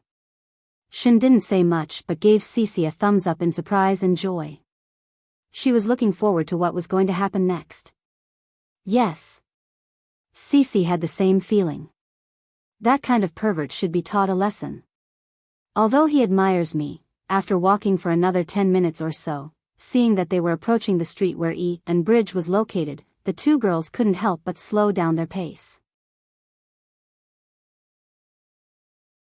They waited for Brother Huang to suddenly appear, grab the stalker behind them, drag him into the alley, and teach him a good lesson. If they didn't do this on the street, it would be easy to attract onlookers, and it would be easy for the stalker to bite them back. Lu Qing decided to go ahead and stop following them. However, as soon as he moved, he felt that he was being stared at. Unexpectedly, the man in the black t-shirt appeared in front of him and ran towards him. Lu Cheng's heart skipped a beat. Instead of dodging, he allowed the other party to approach him. The other party stretched out his arm in an exaggerated manner and grabbed Lu Cheng's shoulder tightly. Lu Cheng smiled ominously. Let's go there and have a chat. Lu Cheng sighed. His stalking plan was ruined.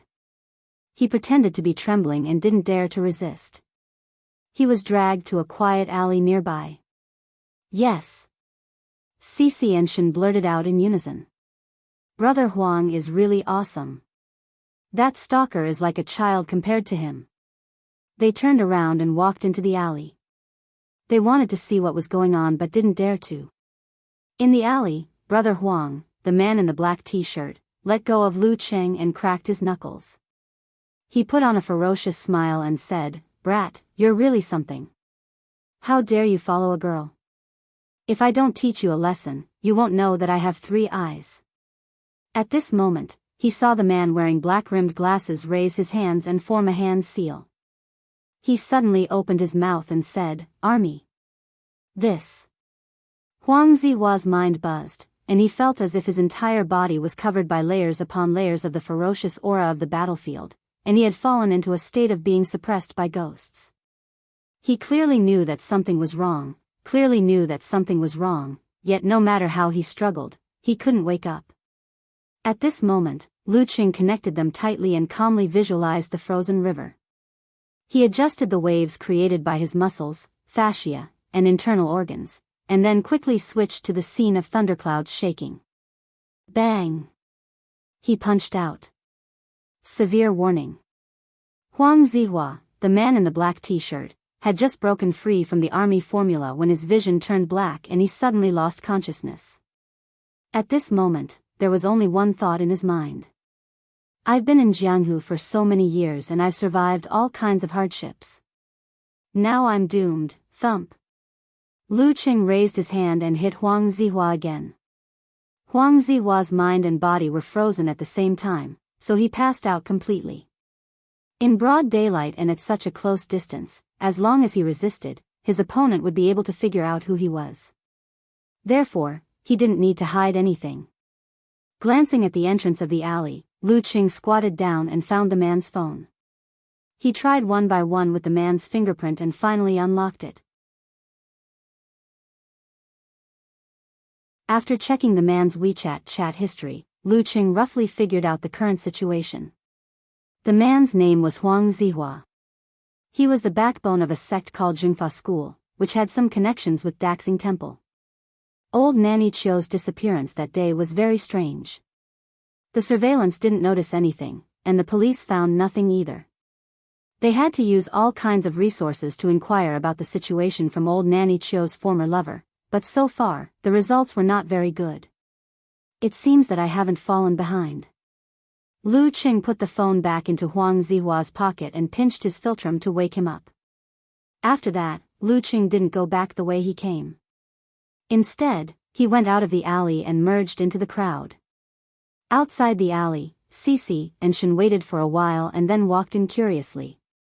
After a few steps, they suddenly saw the strong man in the black t-shirt lying against the wall with his eyes closed. He was unconscious. They were stunned. Their pupils contracted and they let out a short scream, unable to believe what they had seen. What happened just now? Why was Brother Huang, who was supposed to teach the stalker a lesson, taught a lesson? Why does this matter feel so strange? Disturbed by the scream, Huang Zihua woke up completely and opened his eyes. Seeing the familiar scene in the alley, he was relieved. He knew that the master he had just encountered didn't want to kill him. The army formula. A unique skill that can freeze the mind. Clues to the fighting formula. Very young. At this moment, one thought after another appeared in Huang Zihua's mind, strung together into a line, and finally fixed on the slightly stiff face from before. It's him? Huang Zihua was startled and stood up abruptly. Ignoring Cici and Shen's confused and scared eyes, he took out his mobile phone and called the sect. Then he said solemnly, "Brother, I'm here. Lu Qing is here."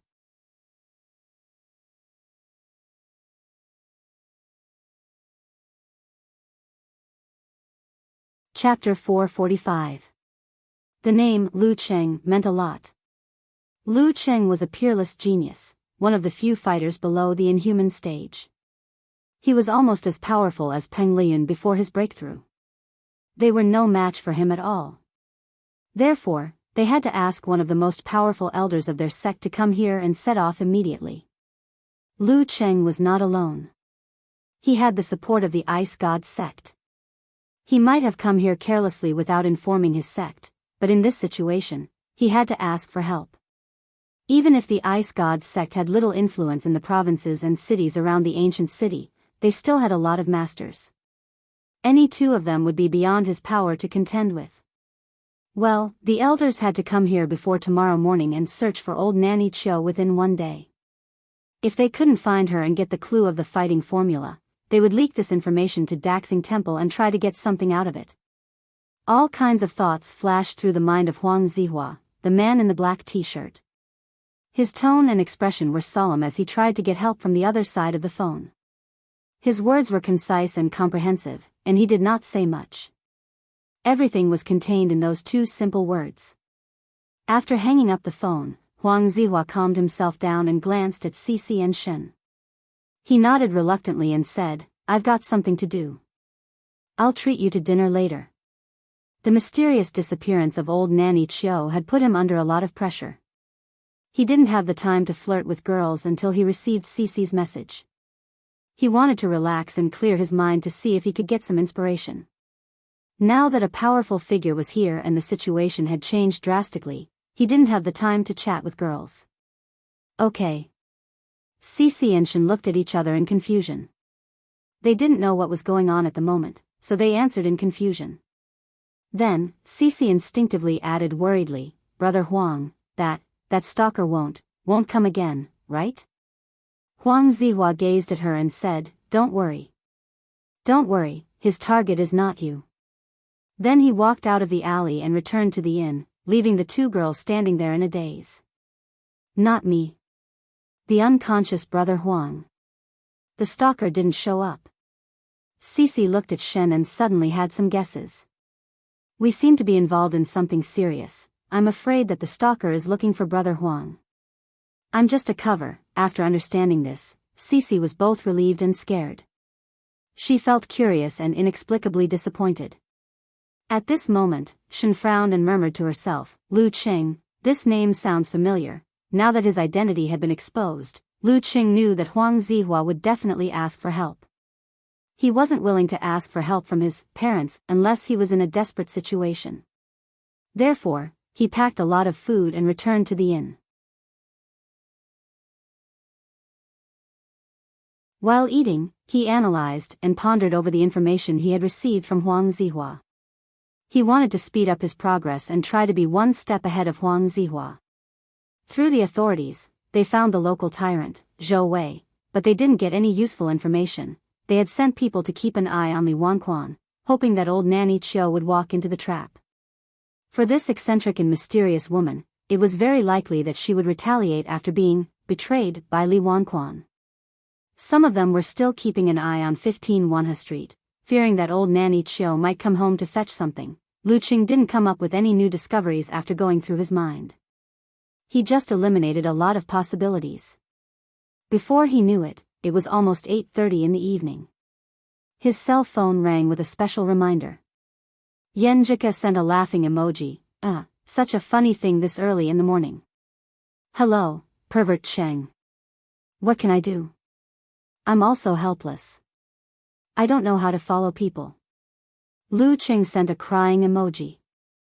It wasn't a good experience to be a pervert, except in front of Ku. What did the two girls look like?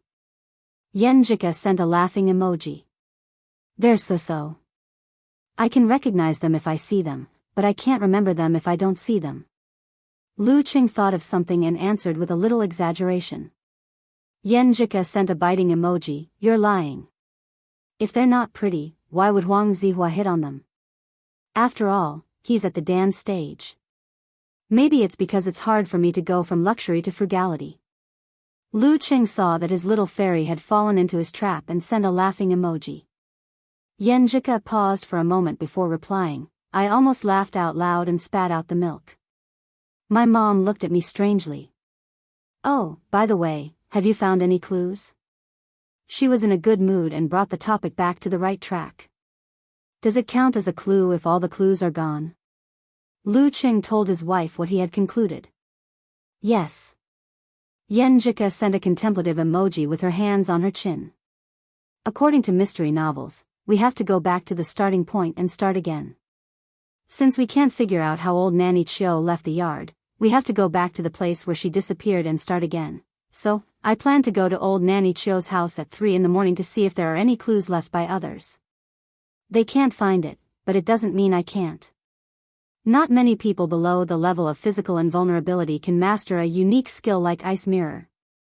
Lu Qing said tacitly. "Hee, husband and wife think alike." Yenjika replied with a laughing emoji. The pleasant conversation became intermittent after Yenjika packed up and left the house. However, the intermittent conversation didn't last long because it was time for Lu Qing to sleep and recover his energy. After saying goodnight, he sighed and entered meditation. He fell into a deep sleep. At 3 in the morning, the alarm clock rang. Lu Qing woke up at once and became energetic again. After changing into his dark martial arts suit, he told Yenjika and himself, "Let's go." In the dead of night, the lights were lonely. Lu Qing walked in the dark and soon arrived at 15 Wanha Street. Relying on his keen senses and previous experience, he found 2 hidden posts. He waited patiently. When a drunkard passed by and attracted the attention of the hidden posts, he jumped over the wall like a big black bird and directly entered old Nanny Chiu's yard. He landed silently and pounced forward like a civet cat. Lu Qing opened the door gently and entered the room, closing the door behind him. Under the starlight, he saw everything in the room, including many antique utensils, paintings, and decorations. It was said that old Nanny Chiu didn't like calligraphy and paintings. Lu Qing was puzzled and checked them one by one, but still found no valuable clues.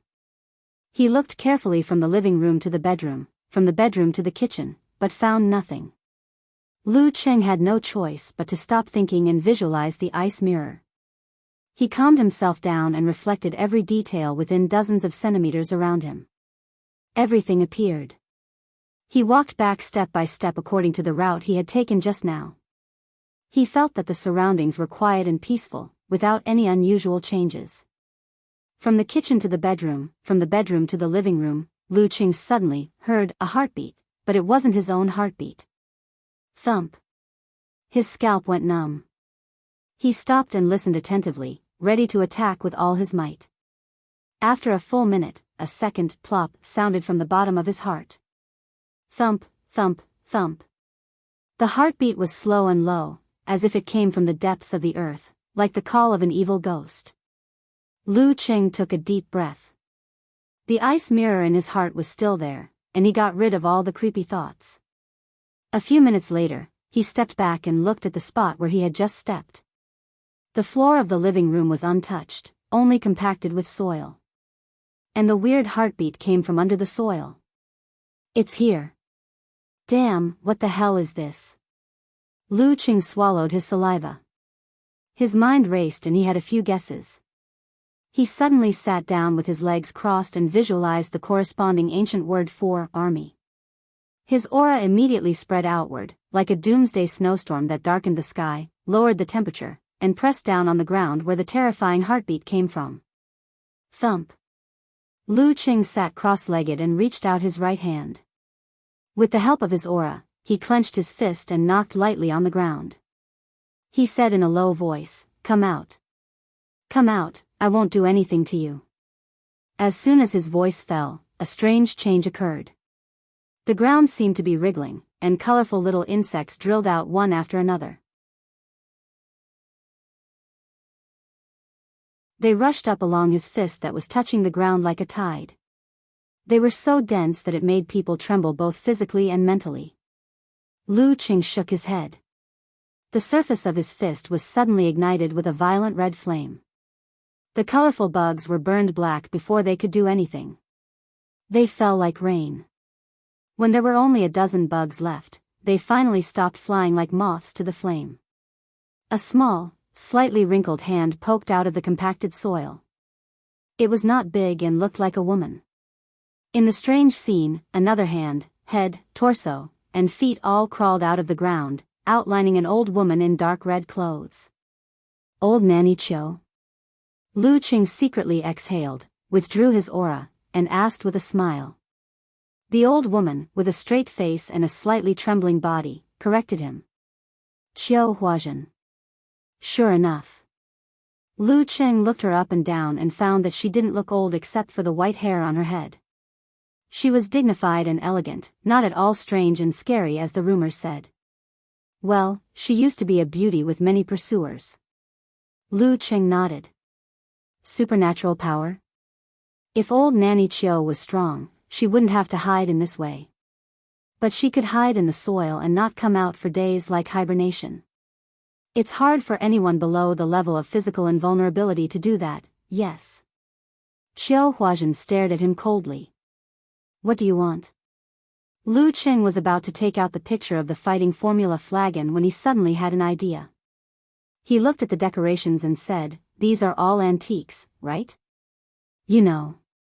Qiu Huazhen's face changed dramatically. Not much, Lu Qing answered vaguely. You should tell me yourself. Old Nanny Chiu and her gang must be a grave robber gang. No wonder they could find something related to the fighting formula. Maybe they have killed people before. That's why they didn't want to discuss with those two groups and kept trying to escape. You're tuning into the Dreamy Love Stories YouTube channel. Don't forget to subscribe and join us on this journey to catch the most captivating stories.